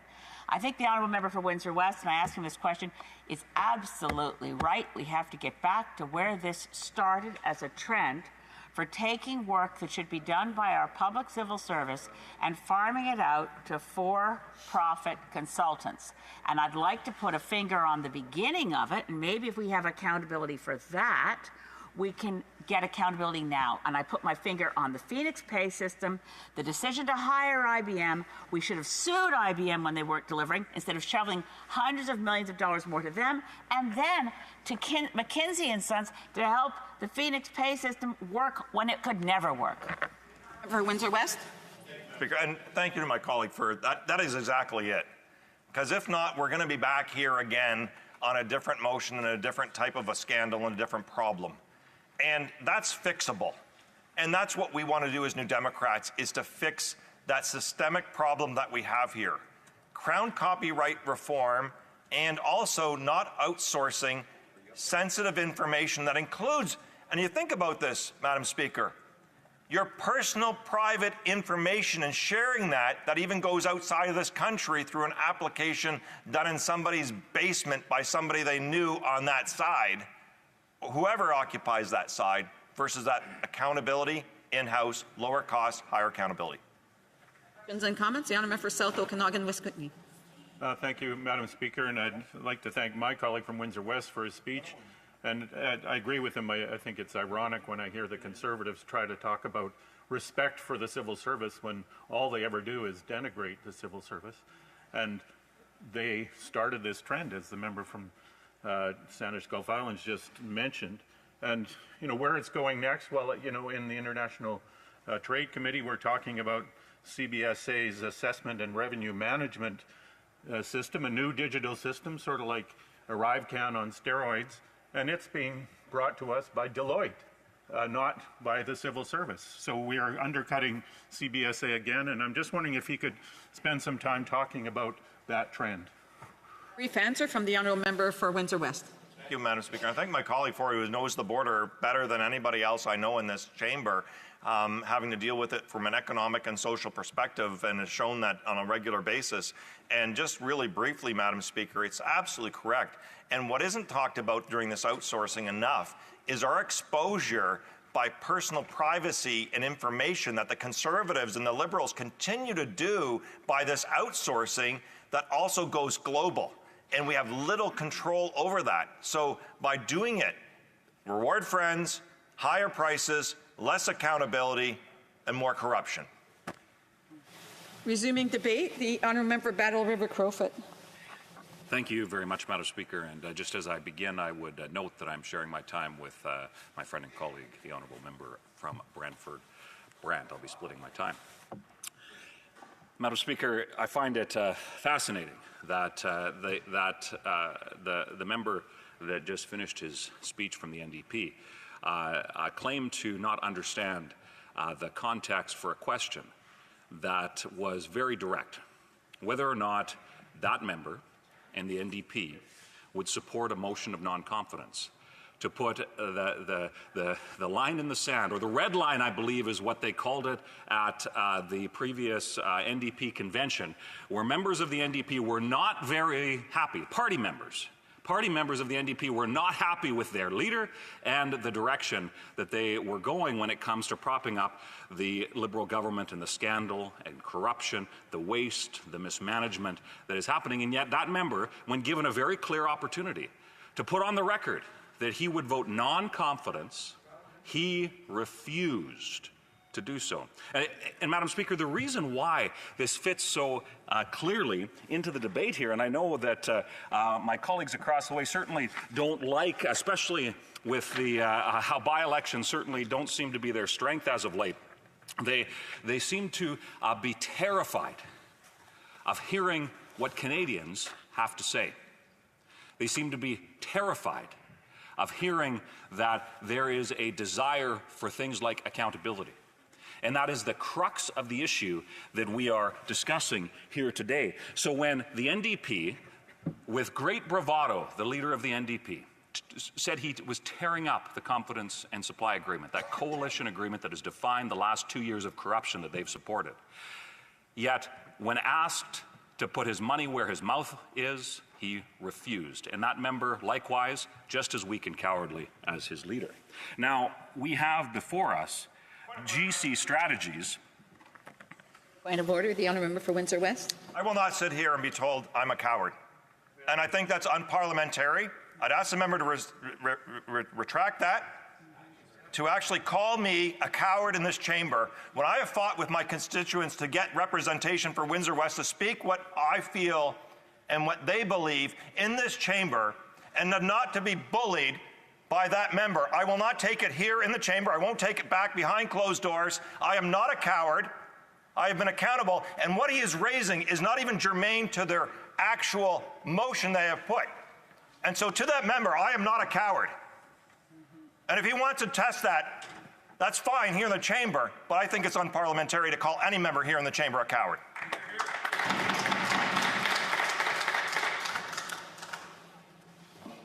On the point of order, the honourable member for Battle River Crowfoot. Thank you very much, Madam Speaker. And I had said his actions, like those of his leader, are weak and cowardly. He can interpret that as he wishes. Again, I would just remind members that to be very careful on the words that they use. If it does cause disorder in the House, they shouldn't be using those words. I didn't hear the whole sentence that the honourable member had used, aside from what he's just told me. We will review the Hansard, and we'll come back to the House as necessary. The honourable member for Battle River Crowfoot. Thank you very much, Madam Speaker. Now back to the speech where I was talking about Liberal corruption, and in particular how over the course of the last number of years we have seen a unprecedented level of corruption take place. And that is no more true than in the case of GC Strategies. And that this report from OGO, how specifically it talks about the need for the basic level of accountability. In fact, what this motion does is it takes the politics out of it by asking the Auditor General to step in and do a performance audit on GC Strategies. Most notably, and it's been mentioned in the discussions that have happened thus far this morning, Madam Speaker, that this two-person firm named GC Strategies not because it's associated with the Government of Canada, but because they want that perception in order to be able to manipulate the process in order to get these contracts. And where the ArriveCan specifically, what was originally budgeted as $80,000, it ended up ballooning to a cost that we don't even know what the final number is, other than it's probably north of $60 million. That is a level of corruption that is astonishing and that Canadians are demanding answers for. And what is so frustrating is that I hear from my constituents on a regular basis. I hear from Canadians from coast to coast that there is a level of frustration and an erosion of trust that has taken place in these institutions that normally, historically, we could have been able to trust. You know, there was a very poignant statement that was made to me by somebody that didn't consider themselves that political. They didn't really have, you know, a particular party that they championed. They were just a regular Canadian. And what they had shared with me is that we used to be a country where if you didn't like the guy in charge, you could still respect the office to which they held. And unfortunately, we've come to the point where the actions of that Prime Minister and those Liberals supported by the NDP, including a refusal to commit to put their foot down and not just do press stunts to actually oppose the agenda that they still support. And what we see in this country is that there has been an erosion of trust in our institutions. And the fact that, like the previous member had mentioned, this could have been done in-house for significantly less. It could have had the basic level of accountability through the process. And the Liberals are saying, well, yeah, we might have made mistakes, but, you know, let's just move on. Well, I'm sorry, Madam Speaker. $60 million spent and the close to $100 million that went to GC Strategies with various contracts that showcase the corruption and the scandal at a time when Canadians are going hungry. Food banks are seeing record usage. We are seeing a level of an erosion of trust because Canadians look at how the friends of the Liberal Party are getting rich while they're being stripped of everything. And Madam Speaker, that fact, and I know that is the case from across this country, and it is so regrettable that the NDP, when given the opportunity, refuse to take a stand. And I'll let Canadians judge that for what it is. Madam Speaker, we will now have, I believe, a vote after question period on this issue, asking the Auditor General to take a look, to dig into the details of $100 million. And I'd like to, if I could, just for a second, to remind all members of this place that whenever the government has a dollar, whether it's the salaries that we earn as parliamentarians, whether it's the dollars that go to pay for the services that public servants provide, whether it's the dollars that are paid out in benefits, whether it is things like our military, RCMP, and of course you could go down to the other levels of government. At the core of every dollar that government has is the fact, and this is a fact, and I would hope that this defines the respect that needs to be shown for the dollars that government has, is it's not government's money. It is the money of taxpayers, hard-working Canadians that pay a percentage of their income, a percentage of the things they buy, whatever the case is, the various taxes that exist. They pay part of that that goes into government coffers. Those are hard-earned dollars. The sweat, the work, the blood of so many Canadians go to earn those dollars, and it is bewildering how little respect those Canadians are shown, because it is Canadians' money. So when we talk about a two-person firm getting $100 million, most of which was in sole source contracts, friends of the Liberal Party that wine and dine Liberal staffers and Liberal elites, it is astonishing that the arrogance to which that government and the other parties that support them approach this lack of accountability. So we have the work that the OGO committee has done, and I know my colleagues, including an Alberta colleague who chairs that, they've done a tremendous amount of work exposing some of this corruption, the need for accountability. And in the case of the 13th report of the Standing Committee on Government Operations and Estimates, often referred to as the mighty OGO, there is a simple request to call in the auditor, to call in the Auditor General, the nonpartisan auditor that can look at the books. So, Madam Speaker, I would suggest that in a country like Canada, that shouldn't be controversial. And it is so regrettable that opposing corruption has become something that the Liberals try to make and turn into controversy. Well, Madam Speaker, I stand here as a representative of about 110,000 people, over 53,000 square kilometers in beautiful East Central Alberta, proud to stand up for accountability for the people that I represent and the hard-earned dollars that they send to Ottawa to steward that with the most basic level of accountability that them and all Canadians deserve. The Honourable Government Deputy House Leader. Questions? Yes, I did, and I already recognized. Thank you, Madam Speaker. Madam Speaker, you know, the member talked about Canadians not trusting their government and Canadians having concern over being able to trust institutions. But I'm wondering how much of a role he believes that he plays in that. Because he comes in here and he talks about corruption and this government's being corrupt and they're just filling the pockets of their insiders. and he talked about GC strategies. But meanwhile, GC strategies, Madam Speaker, used to operate under the company name Cordell, and they operated under that company name when the Conservatives were in government.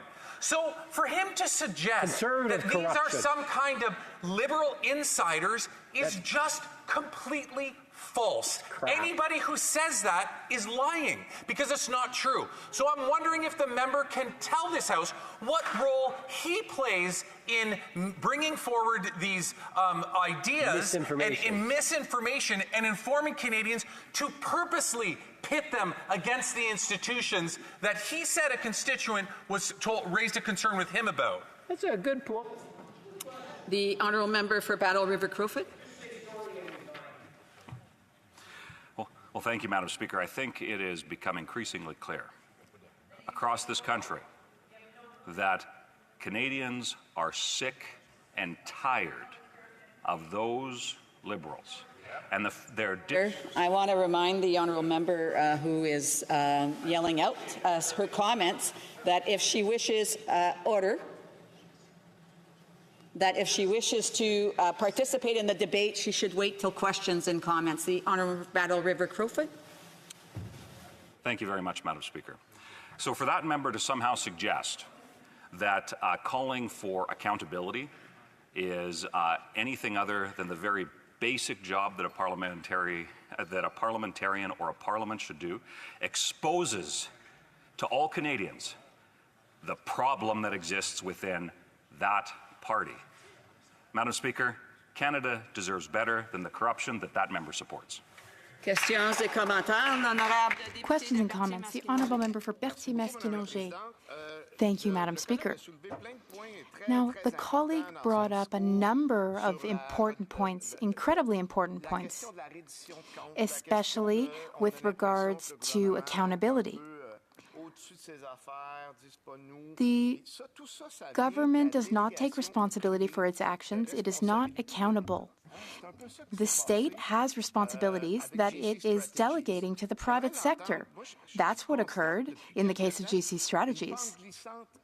It's a bit of a slippery slope. That's what we've been seeing recently. It's a slippery slope, especially in genome or genomic editing. The government wanted to make a policy, but the industry itself set up a registry to track developments, even though that should be the responsibility of the state. Would the colleague agree that poor choices can lead to further poor choices in the future? Would the colleague not agree that it is the responsibility of the state to protect the public? Madam Speaker, I talk a lot about the need for good governance, and we see often examples from those Liberals that are the antithesis of that. And I would hope that that member and his party, I know that they're open to continuing this coalition-type arrangement that exists here. I would hope that that member will stand strongly against supporting the corruption that we see across the way. But the very base of all of this is the fact that over the last 10 or so years, and consultants have been used in government and for as long as government has existed. But the proliferation of that under these Liberals, $20 billion in consultants, Madam Speaker, that has been spent. That's not resulting in good policy. It's not resulting in benefits or services being offered to Canadians, Madam Speaker. We need that basic level of accountability, and under these Liberals, they simply refuse it. Questions and comments. We have time for a brief question. The honourable member for Saanich Gulf Islands. Honourable member for Battle River Crowfoot.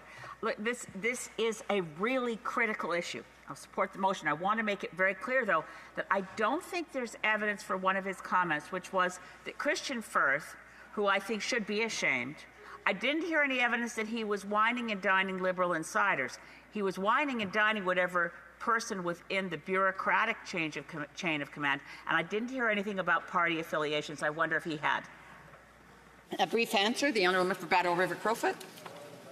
Thank you, Madam Speaker, and I know it was certainly a poignant moment during the historic moment when Christian Firth was called to the bar, and he refused to acknowledge any shame for the abuse of tax dollars. And Madam Speaker, I think that to her point, we have seen that there has been a breakdown of the processes that are supposed to ensure accountability when it comes to all aspects of how government is contracted.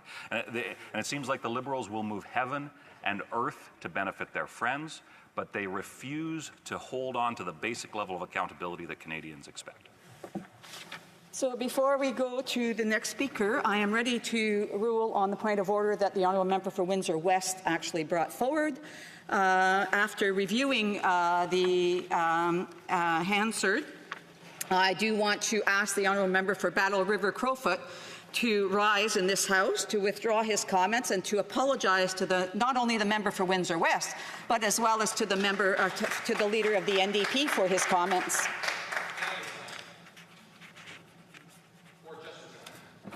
And I would ask the Deputy Government House Leader to please hold off to any input that he has. I apologize and withdraw. Resuming debate, reprise de débat, the honourable member for Brantford-Brant.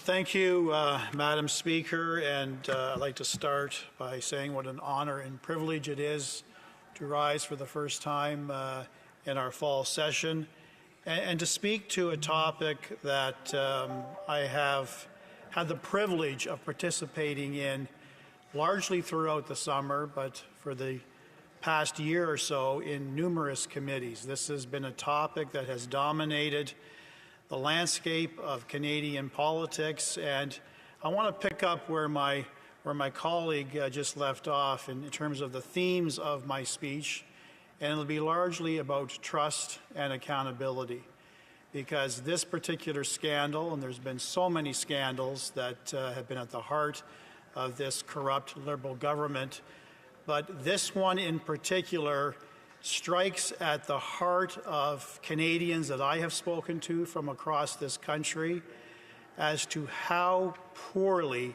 our procurement system is and how much trust and how much chaos has been created by individuals who should be taking responsibility and providing the proper oversight, but clearly did not. So let's focus on GC strategies. And I know the Liberal members will probably not like what I'm about to say, because I was often interrupted in numerous committees, but out of the words of Christian Firth himself, he specifically chose the name GC strategies for a purpose.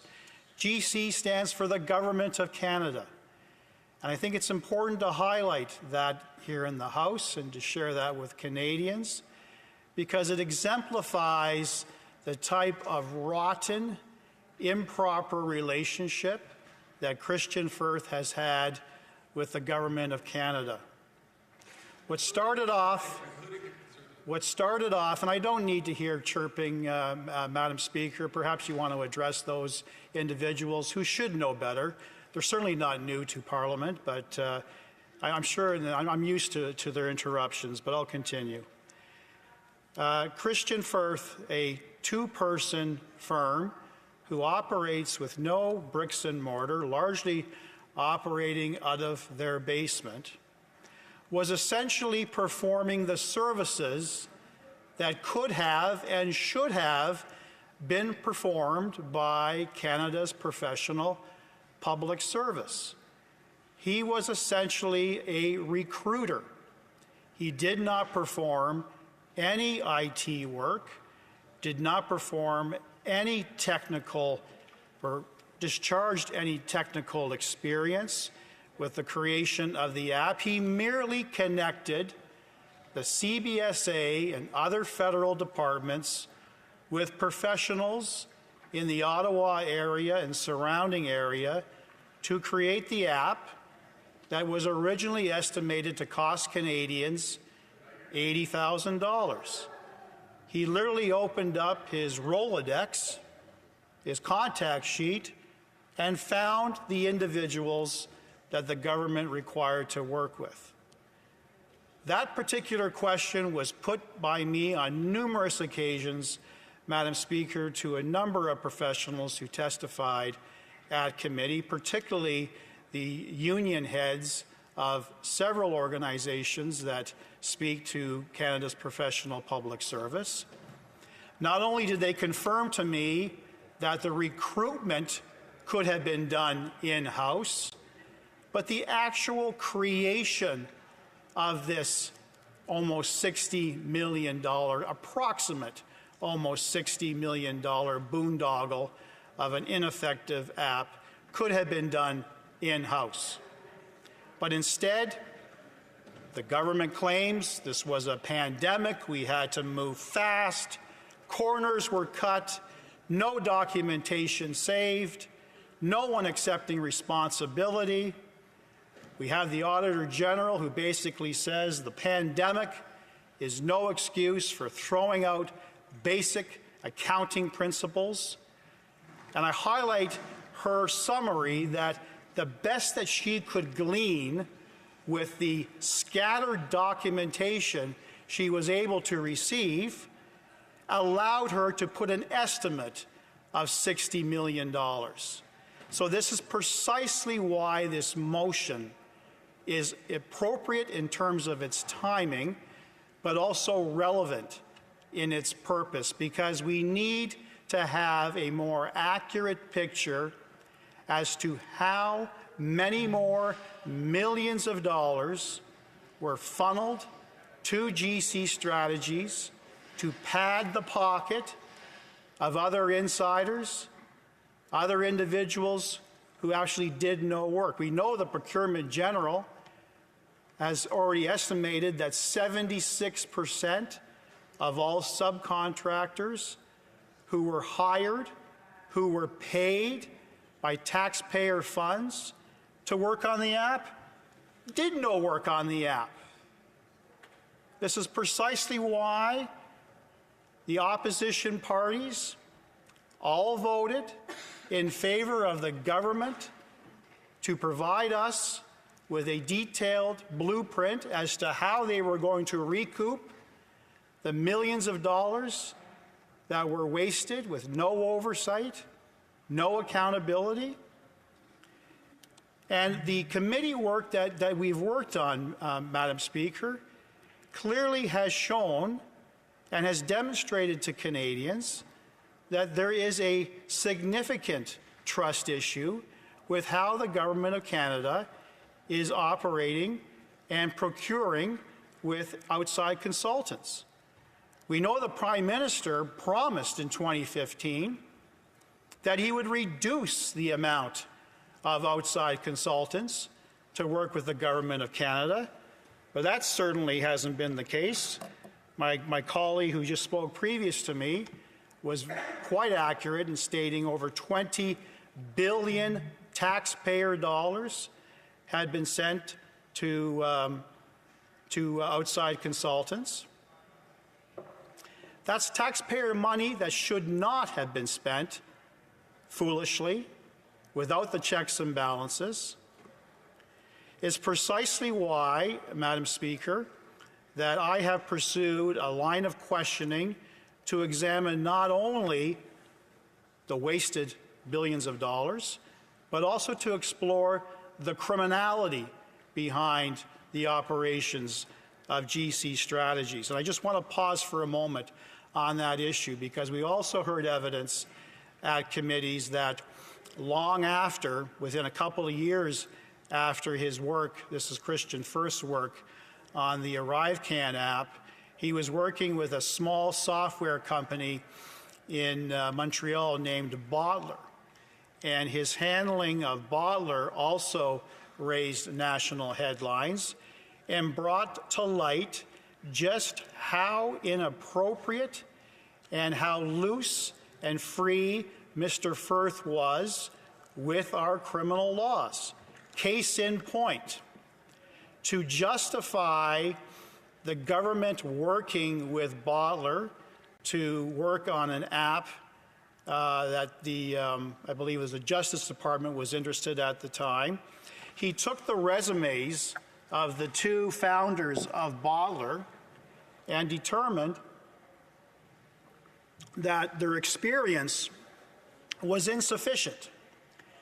So he admitted under oath on a few occasions at committee that he deliberately and intentionally altered the details of their resumes to ensure they reached a certain threshold for qualification.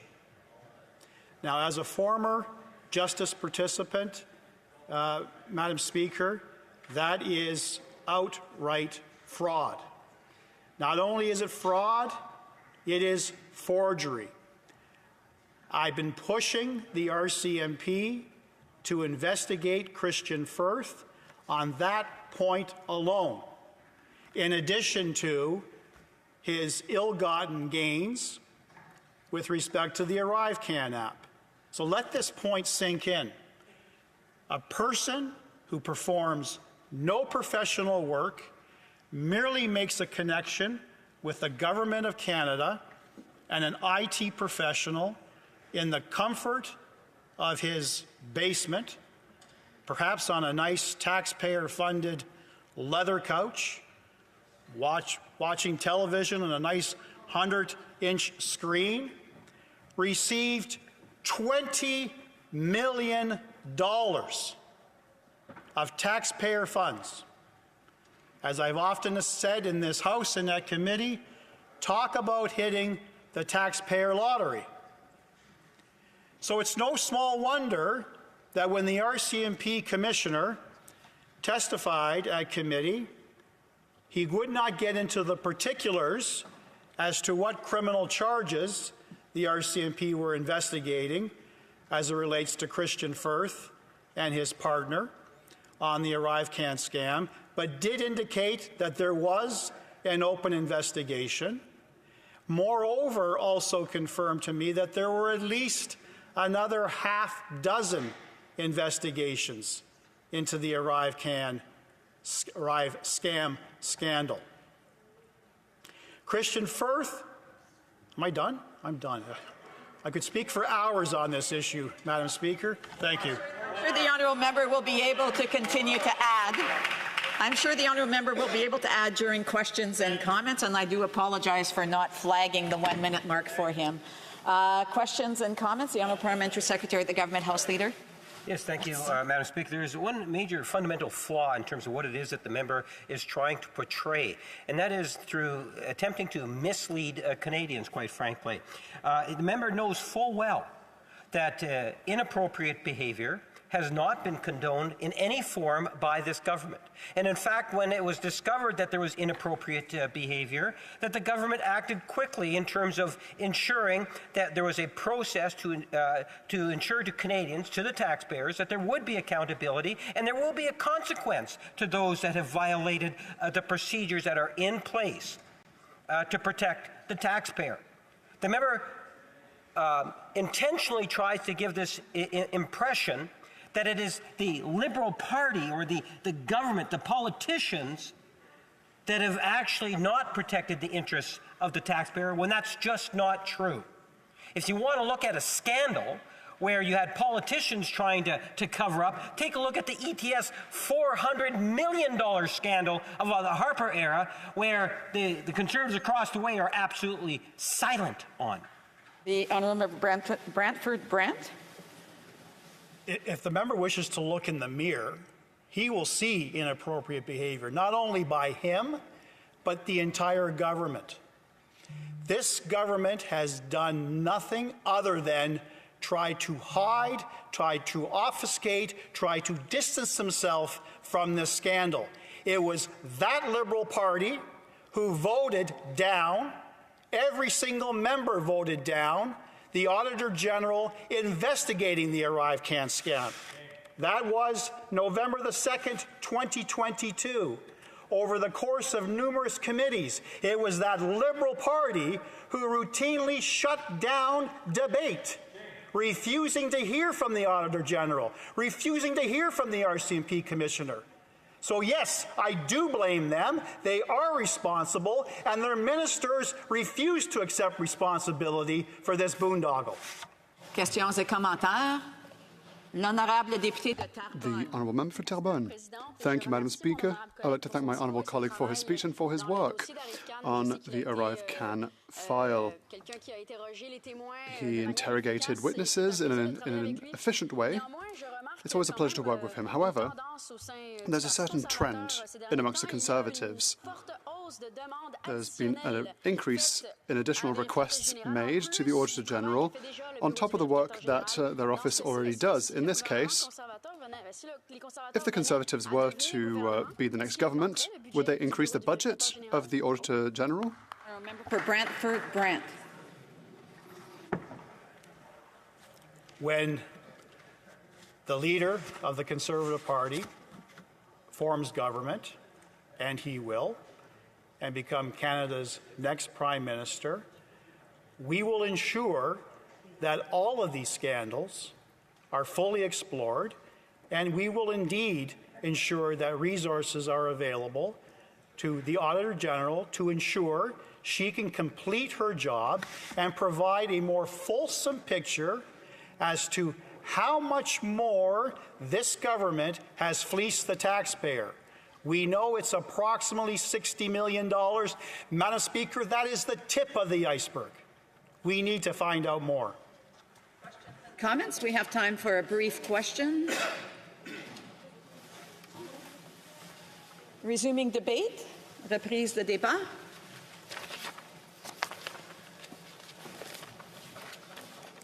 Oh, we got one.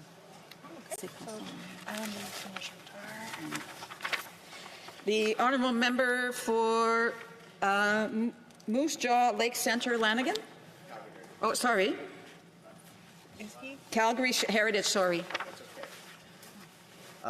Madam Speaker, I rise today on Bill C-71, an act to amend the Citizenship. Sorry, we're not quite there. This was the debate on the motion that was before the House, and so we will get to the honourable member shortly. Resuming debate, reprise de débat. The honourable member for Calgary Centre. Thank you, Madam Speaker. I rise today to speak on this motion and making sure that we continue to look into this as much as we can. And this is something that we have to ensure Canadians get their eyes on, and this government just doesn't bury it under the floor one more time. One more thing that they say, we're incompetent, but we're not guilty of anything. Well, incompetence is guilt in itself. This is $60 million that we've identified so far of money going off the table that belongs to Canadians. This is money that's going from one hand into the hands of people that are connected well with this Liberal Party of Canada. This cannot continue. And it's not the only instance where this has happened. This happens again and again and again. This is one instance. This is one instance where they tried to obfuscate in this House of Commons at committee repeatedly in order not to have this looked at. And for my colleague across the way to pretend at this point in time that they want to get to the bottom of this is completely false and is misleading this House in the greatest sense whatsoever. I cannot believe he stands up and says that after leading his caucus in voting against all of the transparency that we've tried to bring to the table in getting this matter before Parliament, before Canadians, making sure we have a government here that actually has some accountability, has some transparency in what they actually do for Canadians with Canadian taxpayer dollars. Now, my colleague earlier talked about what Canadians contribute as far as their taxes go towards running this government. And right now, they see very clearly that this government is misusing those taxes again and again and again. It is spending on their friends. It is spending excessively through all kinds of measures they can in order to kind of whittle away the hard-working tax dollars of Canadians. Madam Speaker, we're almost $50 billion in deficit this past year. Almost $50 billion. Getting back to balance, of course, is something very important. I know 60 million in a sea of 50 billion looks like a drop. But it's a drop that's indicative of how bad and how insincere this government is as far as getting to any accountability. It's just our friends don't worry about it. It's a drop in the bucket. It's not a drop in the bucket. Madam Speaker. It is a significant amount of money that Canadians no longer have. The Canadians have contributed to running this government. The respect they're showing for their money and the taxes they pay is not there from this government. And any government has to allocate scarce resources. It's the number one thing whenever you're allocating resources. Allocate scarce resources as effectively as possible. That's not happening here whatsoever. It's wherever they can get money from some program or another into their hands of their friends, they will do it. And that is a problem. That is a problem we're here to unearth. The number one role of Her Majesty's loyal opposition, of course, is to make sure that we hold the government to account on what it's doing for Canadians with Canadian dollars. And I'm going to say at this point in time, Madam Speaker, we have seen repeated instances, this one being the most egregious that we've shown so far in this House of Commons, one where they tried to hide several times. This is very important for Canadians to understand we're doing our job. We're doing our job in holding the government to account here on its misuse of Canadian taxpayer dollars and its nepotism that it's giving to insiders and friends, and its non-delivery of real programs to Canadians. Canadians need a government that responds to their needs. This one's not responding to their needs. They're responding to the needs of their friends. Their friends are getting an excess return right now based on the fact that they see a government that has no accountability whatsoever. So while they're here, they'll just do the money printing press and put a bunch of dollars in their jeans. Canadians don't expect that. Canadians expect much better from this House. Canadians expect much better from the people that run this country. And I've heard my colleague across the way blame it on bureaucrats. Blame it on bureaucrats. Well, somewhere the buck has to stop. Now, this is the government that recently raised taxes on capital gains. More Canadians paying more money into the government so they can shovel more out unaccountably through the back door. And when it goes out badly, well, that's just the bureaucrats' mistake. That's not their problem, because they don't actually provide leadership in this realm. What we need to do is to ensure that we actually get some accountability and make sure that this is exposed and we actually put some procedures available so that this doesn't happen again. I've seen enough of this trying to shovel this under the rug. This is very important. Canadians have seen it. We've had a man brought to the bar in the House of Commons for the first time in almost a century. And that is obviously an exception. So something exceptional happened here where one of these people who's very connected with this party did not provide, deemed he didn't have to provide the information available that should have been required at a parliamentary committee. So that committee chair stood up and said, "You are in contempt." And they brought him here to Parliament to answer to you, Madam Speaker, or the person who was in your chair at that point in time, acting as a judge, where he was compelled to give evidence. In that giving of evidence, he showed absolutely no shame. I took the money, I have the money, tough luck. It's the money of a bad government that has no checks and balances on making sure that Canadians' dollars are spent wisely and effectively in delivering programs for the benefit of Canadians. That did not happen here. It didn't happen here in an egregious sense. And therefore, we have to stand up as opposition and make sure we expose that for what it is. It's a gross oversight of this government, and they're trying to avoid accountability for it. Well, our job here is to make sure that they own it and they put procedures in place to say we're incompetent, yes, but we're not guilty of anything that we should go to jail for, or anybody should go to jail for that matter. We're just completely incompetent. As if we haven't already proven that over the last 9 years. You can't balance a budget. You can't deliver programs. You're government all about narrative and no execution whatsoever. You've lost the faith of Canadians. It's time to move on and get to a government that actually is accountable, provides transparency for Canadians, and actually shows respect for the dollars that Canadians contribute to the tax system here in Canada. That's not happening here, Madam Speaker, and it's a shame, and we hope to bring that to a head here and make sure this government has some mechanisms. We have some mechanisms in this House of Commons, and we're going to continue to use those mechanisms in order to hold this government to account. Thank you very much.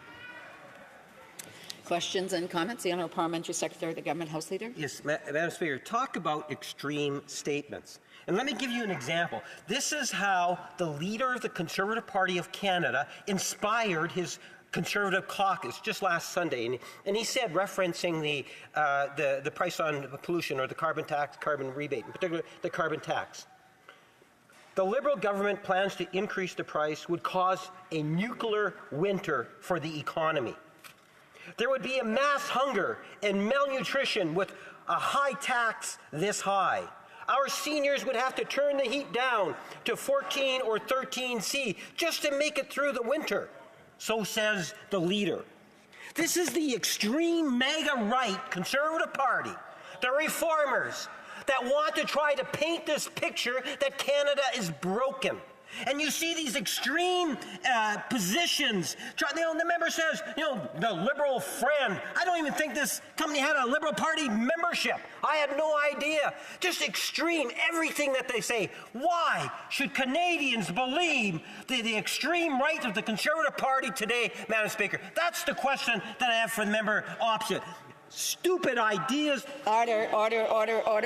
The honourable member Calgary Centre. Well, thank you, Madam Speaker, and I thank my colleague for the name calling and the vitriol. But I apologize that I've gotten under her skin one more time. It seems like it's a habit here. But I do think we need a government that's accountable, and that was the entire perspective of my speech. And I hope you listened to some of the words I said rather than just speak off his cheap little talking notes. I do think we need accountability in government, and he should stand for accountability in government. I know he tries to avoid that at every step here and cover up the mistakes his government continues to make. As I say, Madam Speaker, incompetence is as bad as being complicit in the crime that's been committed here. Thank you very much.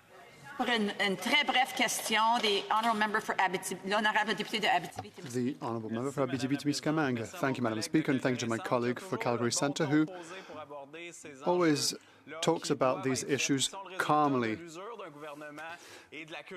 The government has just eroded this country away, and once again, this government will create more debt for our country, which will have a negative impact on Canadians' lives and their confidence in government.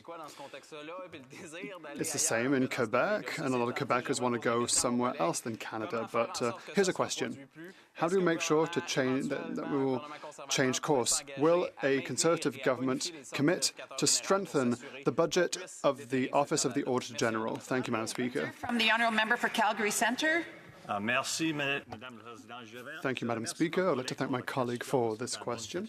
It's a good question. A Conservative colleague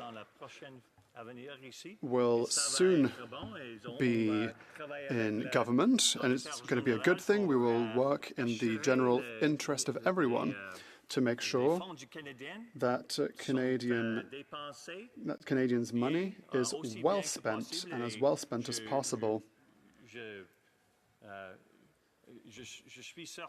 I am sure that he will work with us to make sure that these funds are wisely spent. Thank you very much. It is my duty to interrupt the deliberations and to move to a vote. The question is as follows. Mr. Barrett, seconded by Mr. Broussard, moved that the 13th report of the Standing Committee on Government Operations and Estimates, presented on Friday, the 16th of February 2024, be concurred in. If a member participating in person wishes that the motion be carried or carried on division, the honourable Parliamentary Secretary of the Government House Leader. Madam Speaker, we request a recorded vote, please. Pursuant to Standing Order 45, the division stands deferred until later this day at the expiry of the time provided for oral questions. The House will now continue with its routine proceedings. Motions. Motion. Presenting petitions. The honourable member for Calgary Shepherd. Thank you, Madam Speaker. There's many of us from Calgary, so I know it's difficult sometimes to figure out which part of the city we're from. So I have two petitions to quickly table today. The first one's from constituents I heard of over the summer, very concerned with the fact that the medical assistance in dying regime has not been banned entirely for those with mental health conditions. So they're calling on the Government of Canada to stop the expansion of medical assistance in dying to those with only mental illness as an underlying condition. That's the first one. And the second petition, again, is from my constituents over the summer, made it very clear to me, and they filled out this petition. They're asking for the House of Commons to call for non-confidence in the government and call for an election within the next 45 days. Thank you, Madam Speaker. Presenting petitions, the Honourable Member for Winnipeg North. Thank you. Madam Speaker, it's a pleasure that I table a petition again today in regards to health care. This petition's dealing with the important relationship with Canadians and the healthcare professionals, in particular our nurses of all forms, and they're asking both levels of government to take actions that are necessary in order to demonstrate that support. Everything from compensation to credentials being recognized. These are all very important issues, and they're asking governments of all levels to, in essence, work together and try to resolve some of these outstanding issues. Thank you, Madam Speaker. Présentation de pétition. Questions on the order paper. The Honourable Parliamentary Secretary of the Government House Leader. I'd ask that all questions be allowed to stand at this time, please. Agreed? Agreed. Agreed and so ordered. Orders of the day. Ordre du jour. Government orders, government bills, comments, resuming debate at second reading of Bill C-71, an act to amend the Citizenship Act 2024. Resuming debate, the Honourable Member for Waterloo had 4 minutes remaining in the debate. The Honourable Member for Waterloo. Thank you, Madam Speaker. Madam Speaker, I just want to start by sharing that I did put my phone on airplane mode to make sure that if any interference comes in, hopefully it does not impact the interpreters. So I just wanted to put that on the record as we go through the process of ensuring that our interpreters can do the important work they do, but I am on airplane mode in hopes that there is no feedback. I appreciate that we are back on Bill C-71 and being able to have this conversation. I was on House duty all day yesterday and had the privilege of being part of the debate. And unfortunately, our time had come to an end, and I was looking forward to continuing the debate today. And having observed and listened to the emergency debate that took place last night, I was again impressed with the caliber of debate and discussion taking place in this House of Commons. And I appreciate, and it demonstrates that we are able to rise above and do important work. And so today, as I finish off my time, I wanted to just bring back in regards to Bill C-71 and the fact that this is legislation that has been introduced because the Ontario Superior Court of Justice had ruled that these individuals, also known as the Lost Canadians, are entitled to their citizenship. These are people who were always eligible for their citizenship, but under a previous Conservative government who advanced Bill C-37. And at that time, there was many members in this place. I was not one of them, but I did get to work closely with some of them who advised the Conservative government of the day that we could do better. This legislation, yes, is correcting some spaces and some issues, but there are people who will be left behind, and so let's just do it right. But no, that's not the Conservative way. We saw some of those tactics again this morning. It's either the Conservative way, helping Conservatives, and if you don't believe in the Conservative mentality or the Conservative mantra, then you're not Canadian enough. Well, breaking news, Conservatives. You don't get to determine, Conservatives do not get to determine who is and who is not a Canadian. The Canadian Charter and Rights and Freedoms protects our rights and freedoms. People sacrifice their lives for us to be able to have these rights and freedoms, and with rights and freedoms come responsibilities. And as the Ontario Superior Court of Justice ruled that Bill C-37 that Prime Minister Harper and the Conservative government of that day passed was unconstitutional. And the Superior Court of Justice named primarily mobility rights, as people have the right to come and go. Those are rights and freedoms that are protected within our country. And equality rights, namely precisely women's rights. And I'm not going to go through the rabbit hole of why Conservatives don't support women and the fact that they constantly are trying to threaten a woman's right to choose and all these battles we've already had. And, I was hoping not to get the commentary from the other side, but here it comes. I will just stay focused on the fact that this legislation is supported by majority members in the House. Conservatives did actually sponsor a Senate public bill. Along the lines of this, members of this place did expand the scope of it, so now Conservatives don't want to see that Senate public bill come to third reading, but this is government legislation. We actually could advance this, send it to committee, let's discuss the amendments, let's get it right. The last thing I have to say real quick is 50 years ago on this day, my father actually became a permanent resident of Canada. So today is September 17th. It's a big day, and I just want to remind my father, Gurminder Singh Chagar, that I love him, and I'm really happy that he chose Canada. Thank you, Madam Speaker. Questions and comments? The honourable member for Sarnia-Lambton. Thank you, Madam Speaker. I do have a concern with Bill C-71, and it has to do with the measure that allows a Canadian citizen to have their children be Canadian citizens if they weren't born in the country, and even their children in perpetuity. So what happens is you've got all these people that then don't live in Canada and are Canadian citizens.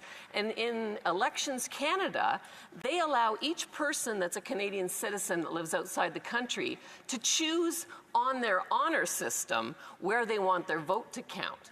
And this is where, when we can't identify how many people this could affect, elections sometimes get won by maybe 100 votes or less. And so how is the government planning to address this part to make sure that we maintain our democratic purity? Thank you.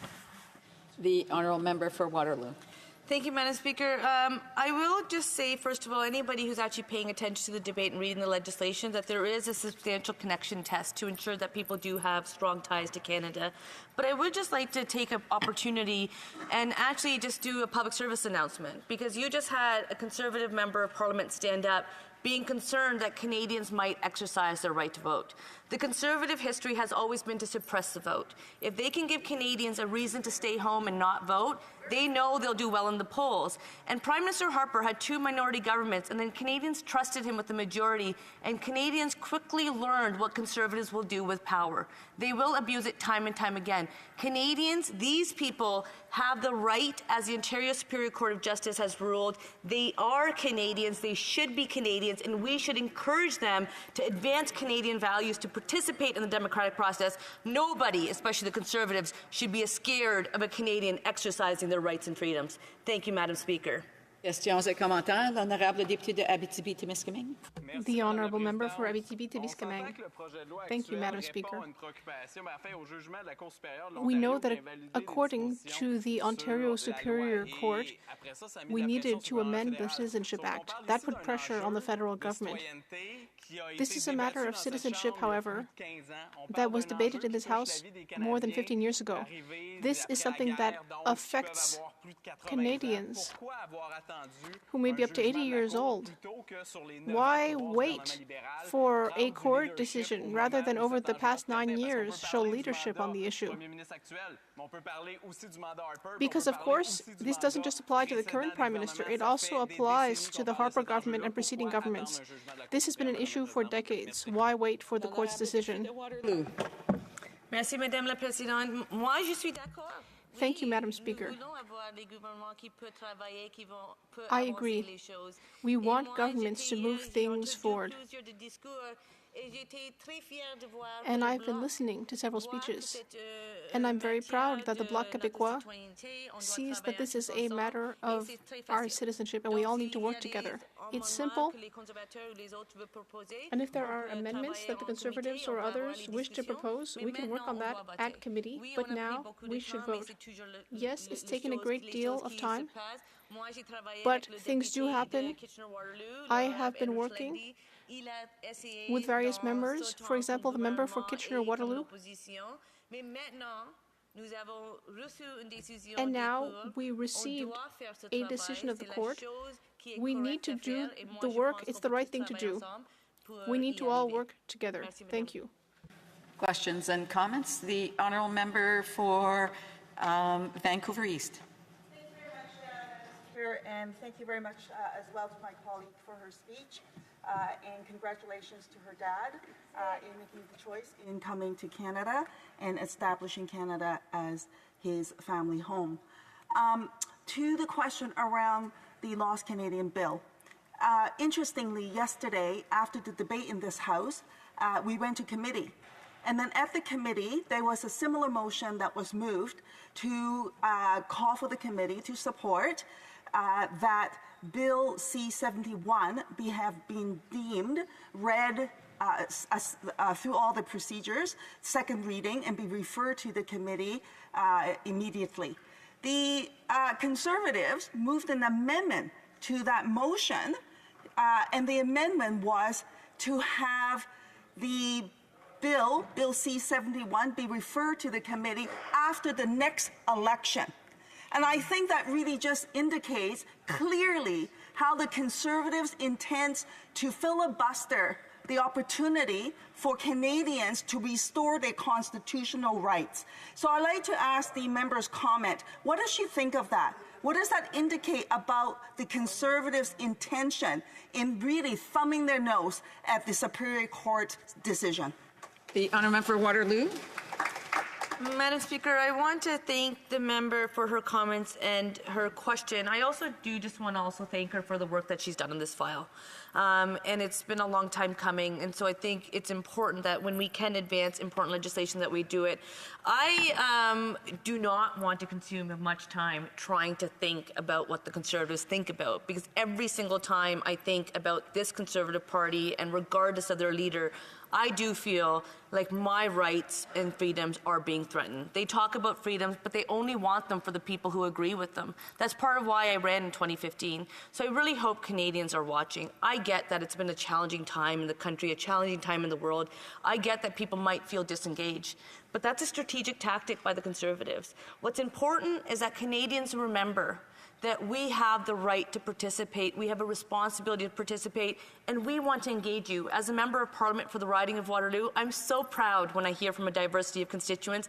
I want you to let me know when you agree, but I also want you to challenge me and this government to do more and to do better. And I know by working together we can get it right. I respect the courts, unfortunately the Conservatives do not. Thank you. Questions and comments. The Honourable Parliamentary Secretary, the Government House Leader. Yes, thank you, Madam Speaker. I too would like to congratulate the members, my colleagues and friends, Father, for making a wonderful decision.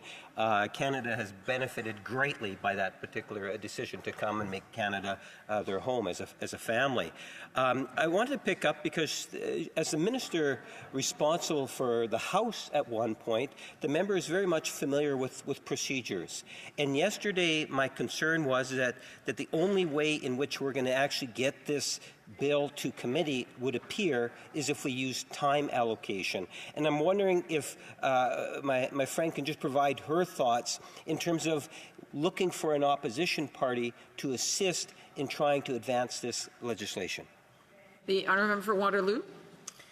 You know, I really do. I would thank the member for his question, and I, yes, really enjoy and have a lot of regard and respect for this place. I really hope it doesn't have to come down to having to use these kind of tools, because what we're hearing is the Conservatives want to propose amendments. They've even tried to suggest them on the floor of the Commons to see if others might want to entertain. They've received all parties saying yes. Let's go to committee, let's debate those amendments. So it seems like there's a willingness. The Bloc seems to be able to support this, to see it go to committee and to see what needs to happen to improve it. Otherwise, the Bloc has been clear. This is not a partisan issue. This is an issue of citizenship, Canadian values, something we should all hold near and dear to our hearts. The NDP has been very clear. They have actually tried to advance a motion so that we could pass it at all stages, or even just to get it to committee, and they've been doing that work in this House as well as committee. So I would just say to the member that I think the majority of members want to see this advance. Canadians should observe who is abusing the public purse. They are being paid by the public purse, but they don't want to do the work. All more. So we have time for a brief question. The honourable for Calgary Shepherd. Thank you, Madam Speaker. It'll be a quick comment to the member. I just want to remind the member, when the original first-generation limit was introduced in Canada, C-37, all parties, including the Liberal Party of Canada, the NDP, the Bloc, and the Conservatives, unanimously voted twice on it on February 7th, 2008, and on February 15th, 2008. Australia, the United Kingdom, and America both have similar types of legislation that offer a first-generation limit. A reminder, in the Superior Court decision in Bjorkquist, the reasons that it was found charter non-compliant is because the government was found to have committed in administrative cases involving Section 5 grants of citizenship 50% error rate. It is their fault it was found charter non-compliant. A brief answer from the honourable member for Waterloo. Madam Speaker, I think I've been quite forthright in saying this is about Canadian citizenship. We can all work together to ensure that we are protecting Canadian citizenship. But look at the Conservative approach. Right away, the fingers come out. It's a pointing game. It's somebody's problem. That member might have been here or might not have been here. What he doesn't realize, my grandfather came to this country. I'm born and raised in this country, and I have a lot of regard for this place and our rights and freedoms. So even though I was not elected at that time, and as he tries to yell over me like they do over women all the time, and perhaps if a man had suggested the motion, they would have accepted it, but God forbid a woman does. But at that time, Prime Minister Harper was very clear. He basically said to all members in this place, if you don't support this, nothing will happen. So that was what Prime Minister Harper said. That was the Conservative way then. It remains the Conservative way now. Canadians should be watching. Thank you. Resuming debate, reprise de débat. The honourable member for Calgary Heritage. Thank you, Madam Speaker. It is an honour to rise today on Bill C-71, an act to amend the Citizenship Act. I will be splitting my time with the most honourable member from Durham. Broken immigration policy, dangerous loopholes. Somewhere between abject incompetence or willful malice, these 5 words summarize this reckless bill. It tragically adds to an already reckless NDP Liberal immigration policy that destroys lives and breaks apart the cohesion of Canada. It proposes granting citizenship to individuals born abroad with at least one Canadian parent who has spent 1,095 days in Canada without requiring those days to be consecutive or ensuring basic criminal record checks. The Liberals have failed to disclose how many people will gain citizenship under the legislation or how they plan on tackling the existing immigration backlog with the extra pressure that C-71 creates. Under this Prime Minister, our immigration system has become a revolving door for exploitation. Criminals and con artists take advantage, while hardworking Canadians and newcomers pay the price. Over these past 9 years, it's remarkable how badly this Prime Minister has failed Canadians and newcomers. How did we get here? The answer, regrettably, is ignorance. These NDP Liberals have always believed they know best, arrogantly so, even when the facts tell a different story. To understand the damage, let's look at their inheritance in 2015. In 2015, we were the envy of the world. A balanced budget, a roaring economy, an expanding middle class, low crime, the most successful immigration policy in the world. Housing was affordable. When our common-sense Conservative leader was Minister of Housing, the average rent for a 2-bedroom apartment was $1,172. Today, doubled. This wasn't by accident. It was intentional. It took hard work by a Conservative government that cared about the prosperity of all Canadians, that cared about ensuring that newcomers succeeded. Our immigration system was structured to ensure newcomers contributed to our economy, and that by working hard and playing by the rules, the Canadian dream was theirs to realize. That promise is now broken. NDP Liberals ignored the principle of Chesterton's fence. That is, never tear down a fence until you understand why it was put up in the first place. Within 18 months, they tore down each fence put in place to protect our system. They increased the number of temporary foreign workers while scrapping measures to ensure Canadians have the first opportunity for jobs. They watered down language and citizenship knowledge requirements, exempting anyone under 18 and everyone over 54. And they arbitrarily ramped up permanent resident targets to 300,000 a year without considering the impact on everyone's housing needs. Today, housing prices have doubled. International students are packed into inhumane conditions, at times 8 people to a small apartment, or worse, homeless under bridges. Suicides are rampant. Housing builds haven't kept pace with population growth. Last year alone, over 1.2 million people were added to the population, while Canada only built a third of the housing needed for those people to live. The Canada Mortgage and Housing Corporation reports that we need 5.8 million new homes to restore affordability. But we're building fewer homes than we did in the 1970s, with housing starts on the decline. Nobody believes the government's so-called targets. Hundreds of thousands of human beings are paying the price. Instead of firing those responsible, the Prime Minister rewards them. The same person who lost track of 1 million people as Minister of Immigration is now in charge of fixing the housing hell he helped create. The rule of law has been shattered, Madam Speaker. Since 2015, violent crime has surged by 50%, and reports this summer revealed that the NDP Liberal government has granted both citizenship and student visas to known terrorists. Take Ahmed El-Didi, who slipped by 2 national security screenings before being rewarded citizenship in May. This guy appeared in an ISIS terror snuff video, cutting a victim into pieces in 2015. Only at the 11th hour, with Allied intervention, were the RCMP tipped off to his attempt to conduct an ISIS terror attack on Canadian soil. And what did our Minister of Public Safety have to say? This is the way the investigative and national security system should work. No, it is not. And then we learned that another terrorist, Mohammed Shahzeb Khan, was awarded a student visa. Khan was plotting what he called the largest attack on U.S. soil since 9/11, planning a large-scale attack on Jews in Brooklyn. And this isn't just limited to 2 cases, Madam Speaker. Communities across our country are subject to attacks and crime in their places of worship, their schools, their businesses, and their homes. Almost daily here at home, mobs are on the march, threatening individual dignity and freedom. I have a point of order. The honour for Waterloo. I regret to have to interrupt, and I do miss the member being closer but a little bit further, but I'm glad to see him. Welcome back.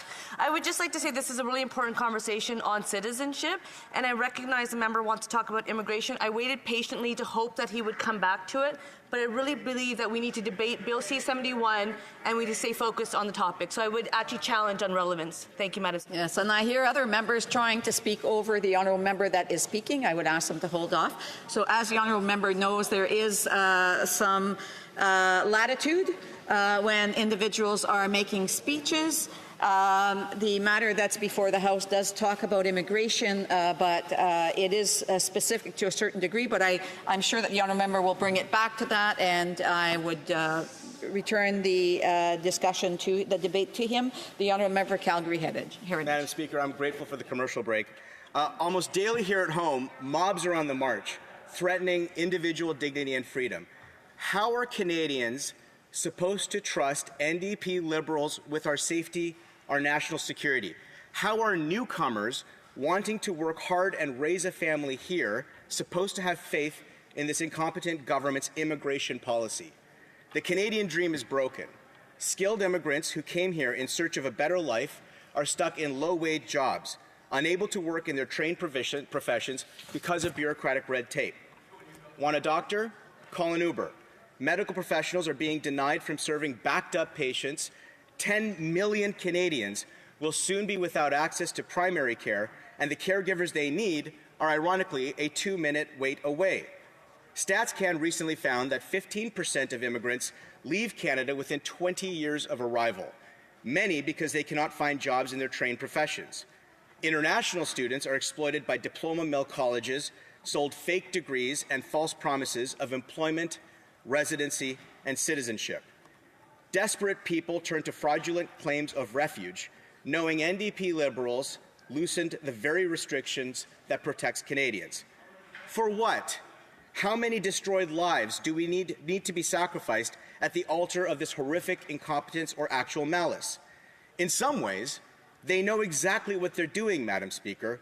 They've used the chaos of their own broken immigration system to their partisan advantage, turning a blind eye to international students bussed in to vote in Liberal nominations like they did in Don Valley North.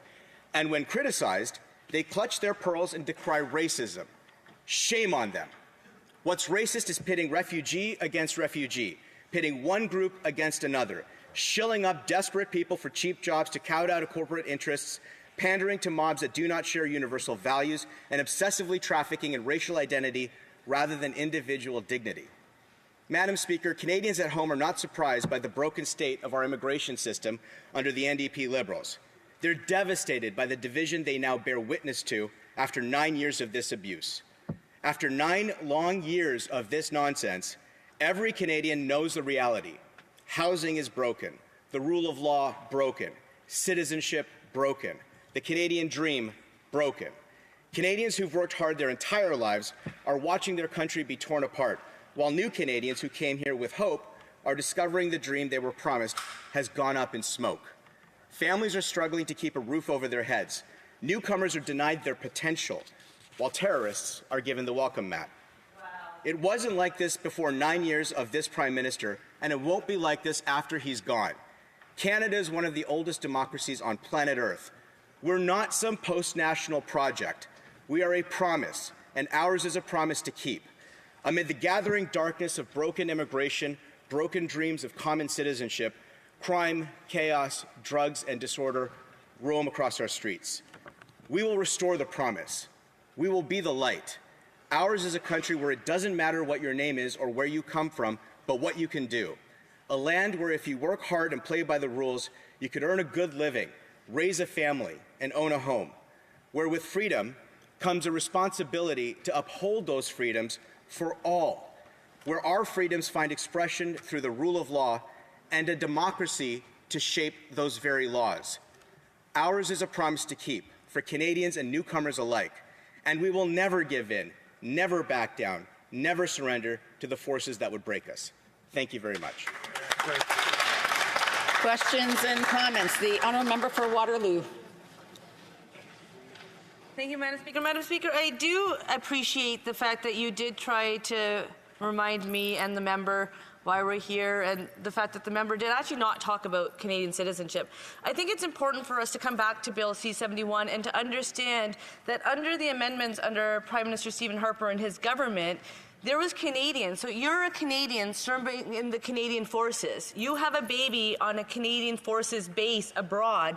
That child, who's born to a Canadian serving in the Canadian Forces, had their citizenship stripped from them. How is that child not a Canadian when their parent is serving in the Canadian Forces, a proud Canadian? So I really think we need to come back to this story, this legislation. I recognize and hear the concerns that the members raising on other matters. We should discuss and debate them. They sent them warning talking about some concurrence motion. I'm sure they'll do it again tomorrow. But right now, let's debate C-71. Let's get our points on the record, and then let's get the vote so that we can get it to committee and get this legislation either passed or not. Members can vote. Thank you. Calgary Heritage. The honourable member in her previous interventions had described a situation where her family had come from abroad. Her grandparents had come abroad. My family also came abroad in the late 1960s. The glorious thing about Canada is the diversity of ideas we have. To many people across the way, for NDP Liberals, they think of diversity as multicolored perspectives of the same ideological disposition. In a Canada that is prosperous and free, we value freedom of debate. We value the freedom that every Canadian of every background can stand in this chamber and speak with strength to the issue of our citizenship and our immigration. Our citizenship is what unites us. Our democracy and the rule of law is at the core of who we are. And it is this tradition that my constituents have advised me to uphold in the chamber today on this debate. Questions et commentaires. Questions and comments. The honourable member for Vancouver East. Thank you very much, Madam Speaker. I listened to this speech and I wonder if the member actually realizes under Bill C-71, what we're talking about is restoring the rights of Canadians that was taken away unconstitutionally by the Conservatives 15 years ago. This is what we're talking about. We're talking about Canadians having lost that right, and the courts have said it is a violation of their charter rights and mobility rights. Madam Speaker, I wonder if the member understands that. Honourable member for Calgary Heritage. My understanding is that this was a debate that was unanimously agreed to in this chamber. What our issue is with the performative announcements that the NDP Liberals make when it comes to our immigration plans. Without ever having a plan to deal with an overburdened immigration system, they once again present performative ideas as to how they're going to meet the targets. Thank you very much. I do want to remind members, these are passionate discussions, and I understand that, but I also want to remind members that there are rules within the House, and when someone else has the floor, we shouldn't be interrupting them. Questions and comments? Questions et commentaires? The honourable member for... Oh, just a second. No, the honourable member has to be in his seat. The honourable member for Parliamentary Secretary of the Government House Leader. Yes, thank you, Madam Speaker. Contrary to the false impression that the member tried to get on the record, Canada is not broken. Canada is, in fact, Madam Speaker, the best country in the world to live and call home. That is the reality. Only the conservative mentality and that far-right MAGA element goes around to the country to give the false impression that Canada is broken. My question to the member is, the Conservative Party of Canada continues to play a destructive force on the floor of the House of Commons. They don't want nothing to pass. My question specifically is, why will they not allow this legislation at least to go to committee, given there was a Superior Court of Ontario that said that the law is unconstitutional? It has to change. The honourable member for Calgary Heritage, a brief answer, please. The inheritance these NDP Liberals had when they arrived in office was an envy of the world. Across the left and the right, our immigration policy was the envy of the world. Around the world, people looked at how Canada had managed its immigration levels, its housing, its health, and its economy. This is an issue in which these NDP Liberals, over 9 years, have sown wanton division across our country, irresponsible government, which is a mixture of absolute ignorance or willful malice. I think it's somewhere between both. Resuming debate, the honourable member for Durham. Thank you, Madam Speaker. I rise in the House today to oppose Bill C-71, and I do so wanting to recognize the context that our country finds itself in right now. We have too high immigration levels. We are now approaching an average of 1.5 million people coming into the country per year. And the reason we know that's too high is because population growth is now outpacing the job market, it's outpacing the housing market, it's also outpacing investment in social services like hospitals, schools, and childcare facilities. The quality of life for the average Canadian is in decline because of the stress being placed on our local economies and on public services. And this is a sentiment held not just by people who may have been in Canada for many generations, but also by people who are immigrants themselves, children of immigrants, grandchildren of immigrants. So when we review Bill C-71, the ultimate question I think we need to ask ourselves is this a logical, reasonable, common sense approach to citizenship and immigration, or is this a continuation of an approach that has been in place for years now that is actually harming the quality of life for all people in the country, regardless of their backgrounds? To advance a common sense approach to immigration, I would put forward a three-part standard that we can evaluate Bill C-71 against. The first question that any person would ask is how many people? How many people would be entering the country under Bill C-71? It is a very reasonable question, one that I imagine any Canadian would ask, and would be imperative for the government advancing this legislation to have an answer to. Unfortunately, we have tried our best to get specific numbers from the Liberal government on this legislation, and we have not gotten that number. We do not know how many more people would be entering the country under Bill C-71. And given the existing constraints we have, that is a very important question for the people of Canada to have an answer to. The second part of this test, as my colleague from Calgary Heritage mentioned, would be criminal background checks. Any Canadian, whether you just got here or you've been here for a long time, would say it is common sense to do criminal background checks on who enters the country. It should be a no-brainer for anyone to agree to. And yet, we have been advocating for the provision of mandatory criminal background checks in Bill C-71 without the support from the Liberal government or their allies in the NDP and the Bloc Québécois. We are asking very clearly, why not do proper vetting before granting citizenship to people who do not live in this country and are only being granted citizenship through a weak and watered-down substantial connection test? So the question becomes, why would anyone be surprised by this? We have seen example after example of the Liberal government not prioritizing criminal background checks in existing immigration policy. We've seen examples just this summer of the Liberal government admitting into the country someone who's an alleged ISIS terrorist, granting that person citizenship while he plotted a terrorist attack on Toronto, the biggest city in the country. We've seen an example of this Liberal government granting a student visa in another incident to someone who planned a terrorist attack on New York City. It is on brand for the Liberal government to not be concerned about criminal background checks, and this is yet another instance of where Bill C-71 fails to meet a common sense standard for appropriate immigration and citizenship policy.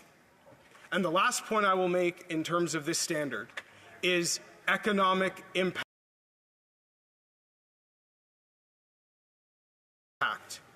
We have asked for a mandatory, comprehensive economic impact assessment so that the Liberal government would share with the people of Canada what is the impact of admitting even more people, adding to population growth into the country. What would the impact be through Bill C-71 on our hospitals, on our schools, on our childcare facilities? What would the impact be on young Canadians who aspire to own a home and are pessimistic about whether that dream will ever come true because we are not building enough houses, but we are adding more people? What would happen to the job market, where we're seeing increases in employment, but especially youth employment? Would contributing more people to the country have a negative effect on our young people's ability to get a job and start their careers? This is what a common sense approach to immigration and citizenship would be seeking to answer. And yet, with Bill C-71, we are very, very far from getting answers to these questions. Now, many people hearing my words today may have some questions of their own, which is, how did we get to this point? How did we get to a point where a Liberal government can advance legislation that so clearly does not respond to the context that our country is living in? How did we get to a point where you can walk into the House of Commons and have legislation put in front of you that does not address the specific concerns that many Canadians of all backgrounds have about our current immigration levels?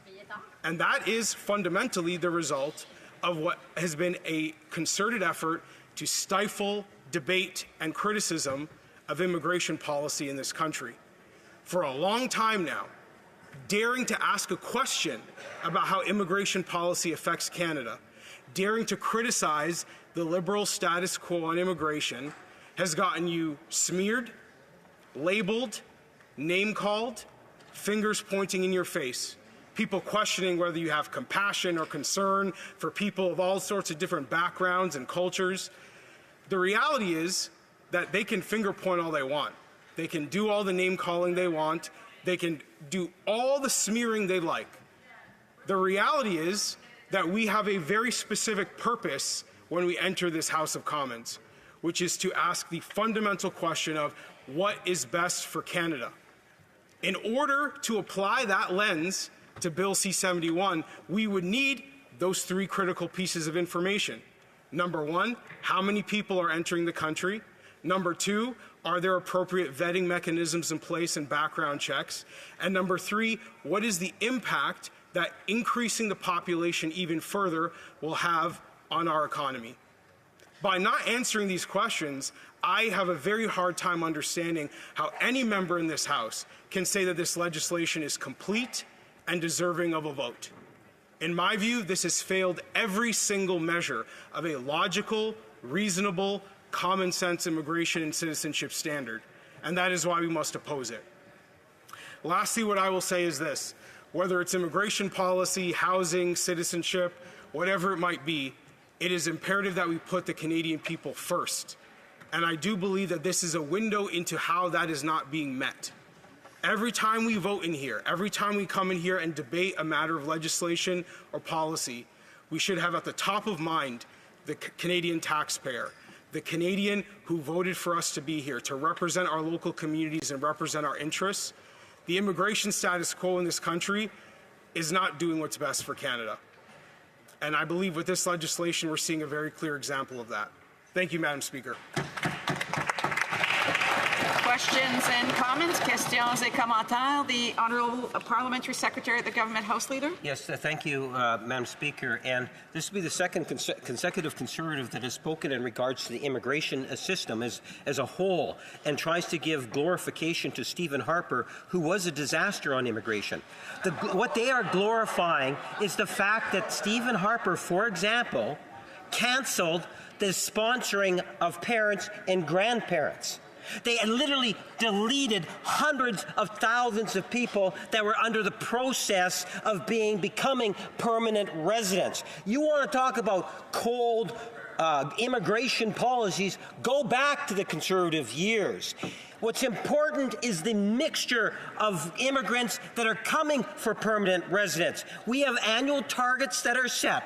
That annual target is going to be coming out again. You will find, Madam Speaker, that there is a great benefit through immigration to Canada. The Conservatives of late are trying to give the impression that it's an us versus them.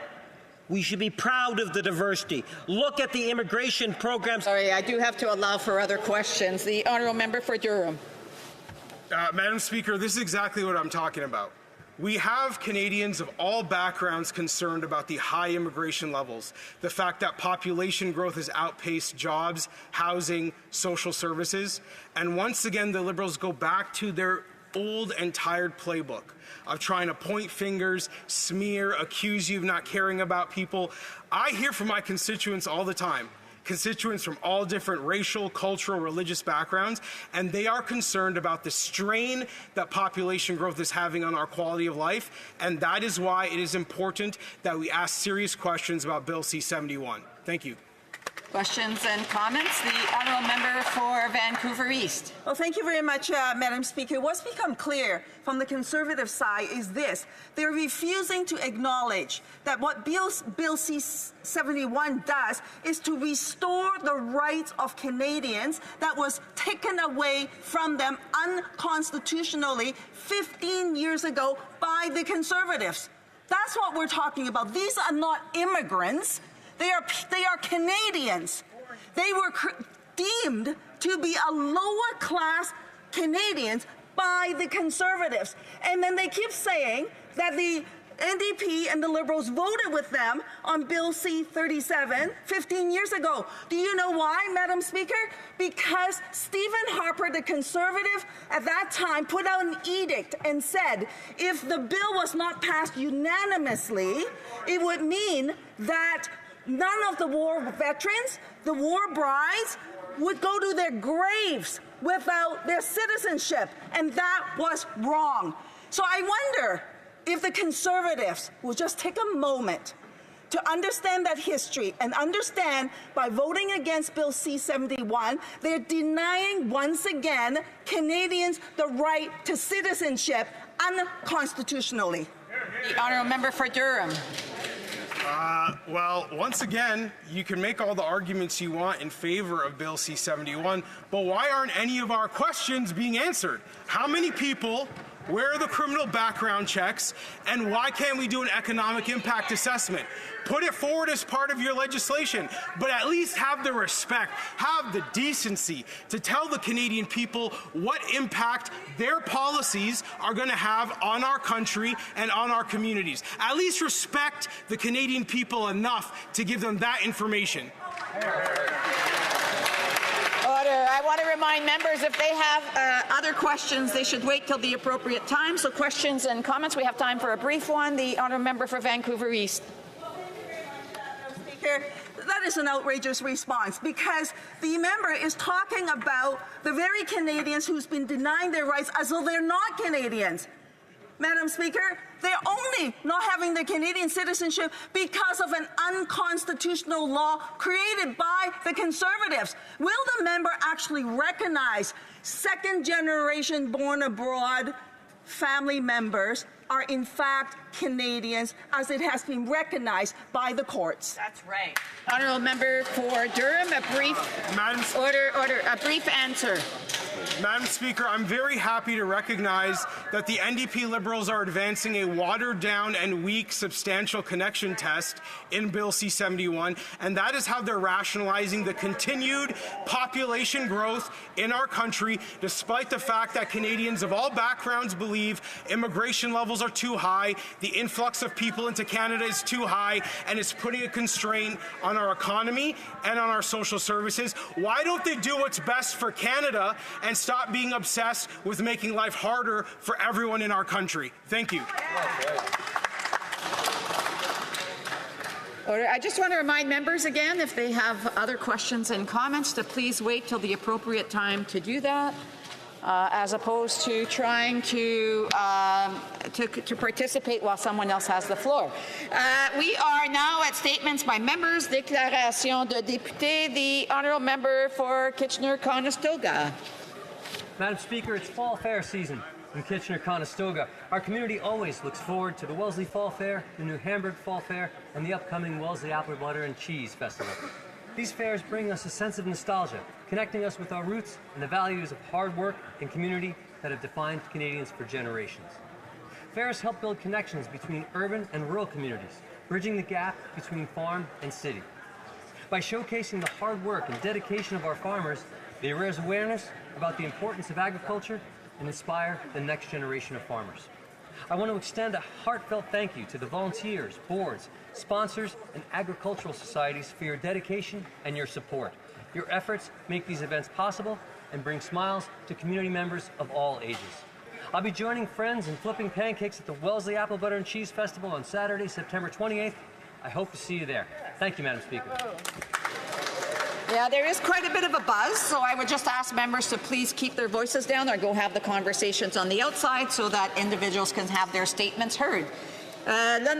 The honourable member from Montmagny-Lisée Kamouraska Rivière-du-Loup. Madam Speaker, last weekend, roughly 200 people gathered for the funding event for the golfing event of Saint Blanchette. Mario Leblanc, prefect, and others, as well as the provincial member and myself, accepted the honorary co-presidency of this campaign that raised some $400,000 thanks to the generosity of our community. This campaign would not have been possible without the commitment from our volunteers and the team. This club also has a snowmobile association and other activities. We're very proud of this event. It is so important for our community and this club. When we all work together in the same direction, we can accomplish great things. Long live this golf club. Thank you. The honourable member from Oakville, North Burlington. On Sunday, millions of Canadians participated in the 44th annual Terry Fox Run. In Oakville, we were joined by retired police officer Blair Vintner, who was driving the police car in the iconic black and white photo of Terry running into Oakville, taken by Peter Martin in 1980. We celebrated 44 years of hope in Oakville by welcoming almost 2,000 people and raising over $180,000 so far. Kim Shikazy participated in his 44th Terry Fox Run. Now an adult, Lisa Moody walked on her artificial leg, having survived the same cancer Terry had when she was just a young girl. For 15 years, Team Darryl has been our top fundraising team, raising over $22,000 again this year. and Unifor Local 707 came out in force for its first Oakville Terry Fox run. Thank you to all the volunteers, donors, and participants for keeping Terry's legacy alive and ensuring we continue to realize Terry's dream of a world without cancer. Thank you, Mr. Speaker. The Honourable Member for Rimouski-Nejet-Témiscouat-Basque. Mr. Speaker, I rise today to honour the memory of a great patriot, Michel Dompierre, who sadly passed away on August 28th at the age of 78. A great photographer, Michel immortalized the magnificent landscapes of the lower St. Lawrence region for over 45 years. On foot or by bike, from Montjoly to Matapidia, nothing escaped the camera of this great artist. Through his lens, he became a symbol of Quebec's deep attachment to their regions and their nation. He showed the world the beauty of Eastern Quebec, and for that we are all very grateful and proud.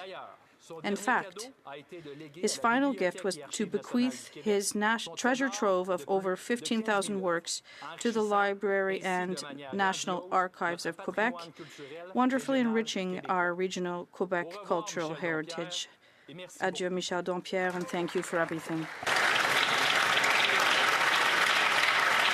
The Honourable Member for Châteauguay-Lacolle.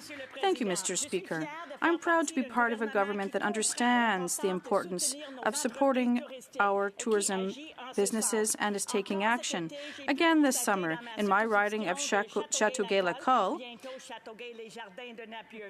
soon to be Châteauguay-les-Jardins de Naperville, I was able to see just how much the federal government support is making a difference, enabling businesses like Parc Safari and Heritage St. Bernard to improve their service offering and attract a wider and more diversified clientele from outside the region, the province, and even the country. I would also like to highlight the excellent work of Parc Safari and Heritage St. Bernard, these teams, the two most important tourist attractions in the Monterey region. Through their initiatives, know-how, and commitment, they help us to shine. Thank you, Mr. Speaker. The Honourable Member from Hastings, Lennox and Addington. After 9 years of the NDP Liberal, taxes are up, costs are up, crime is up. Time is up, Mr. Speaker. Canadians are now working harder and longer to bring home less, if they can afford a home at all. Their purchasing power is shot, and many live in fear of crime and chaos. Our country, Mr. Speaker, was built on the backs of the early riser, the factory workers, soldiers, nurses, bakers, servers, and night shift workers that drive Main Street through their diligent hard work. It is their tax dollars earned through blood, sweat, and tears that pays for this government's out-of-control spending. But there is hope on the horizon, Mr. Speaker, a Canada where hard work is rewarded, where there's affordable food and housing in a safe neighborhood, where everyone gets a fair shot at a good life. Mr. Speaker, a common-sense Conservative government will axe the tax, build the homes, fix the budget, and stop the crime. Yay! Bravo! The Honourable Member from Malpeque. Thank you, Mr. Speaker. I rise today to recognize the passing of my good friend Alan Andrews, also known as the Hockey Prof. As the founder of Andrews Hockey Growth Programs, Alan has impacted the lives of countless athletes around the world. Generations have benefited from his wisdom both on and off the ice and through his mentoring. His innovative curriculum has been emulated across the country and beyond. It was his unique combination of commitment to professional hockey development and personal human development that made Andrews Hockey Growth Program successful. Numerous NHL players benefit from the program, including Sidney Crosby, Nathan McKinnon, Brad Richards, and Adam McQuaid, to name a few. His many accomplishments earned him the Order of Canada in 2017, and he was later inducted in the PEI Sports Hall of Fame. I'd like to extend my condolences to his wife, Lois, and family for their loss of Alan, and thank Alan for his immeasurable contribution to the sport of hockey and personal development of many young, inspiring athletes. We will continue to dream big, Al.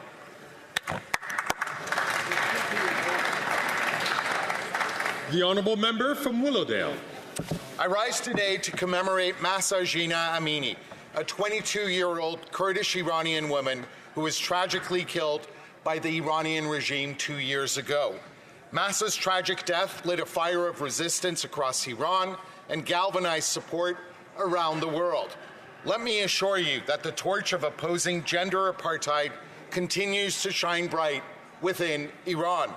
As on other occasions in the last 2 years, large demonstrations in support of the Women Life Freedom movement took place across Canada in the last few days. I'm proud to state that more than any other country, our government has listened to the demands of protesters. Canada has revised a variety of policies to support courageous Iranians in their just cause. But our work is not done. We need to continue to support the democratic aspirations of the courageous people of Iran. Thank you, Mr. Speaker. The honourable member from Toronto St. Paul's. Thank you to the great people of Toronto St. Paul's for putting your trust in me and standing up to be counted. Thank you to my daughters, Leah and Charlotte, for your support in making my life easy. Special thanks to my campaign team led by the Amanda Philp, with Sadaf Rastami, Harrison Rotman, and a nationwide list of volunteers. Finally, without the encouragement of my partner, Andrea, none of this would have been possible. We have shown what is possible. Toronto St. Paul's is just the beginning of Canadians choosing common sense.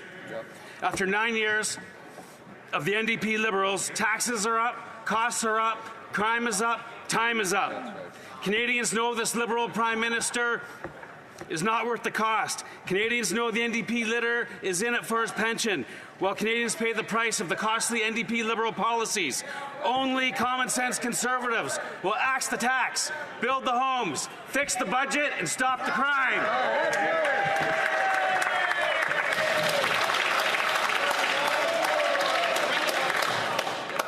I would now ask all honourable members, please, while members are making their very special Standing Order 31 statements, that we do not interrupt them. They use this for an opportunity to reach the people in their own homes, and I know everyone will want to extend this courtesy to each other.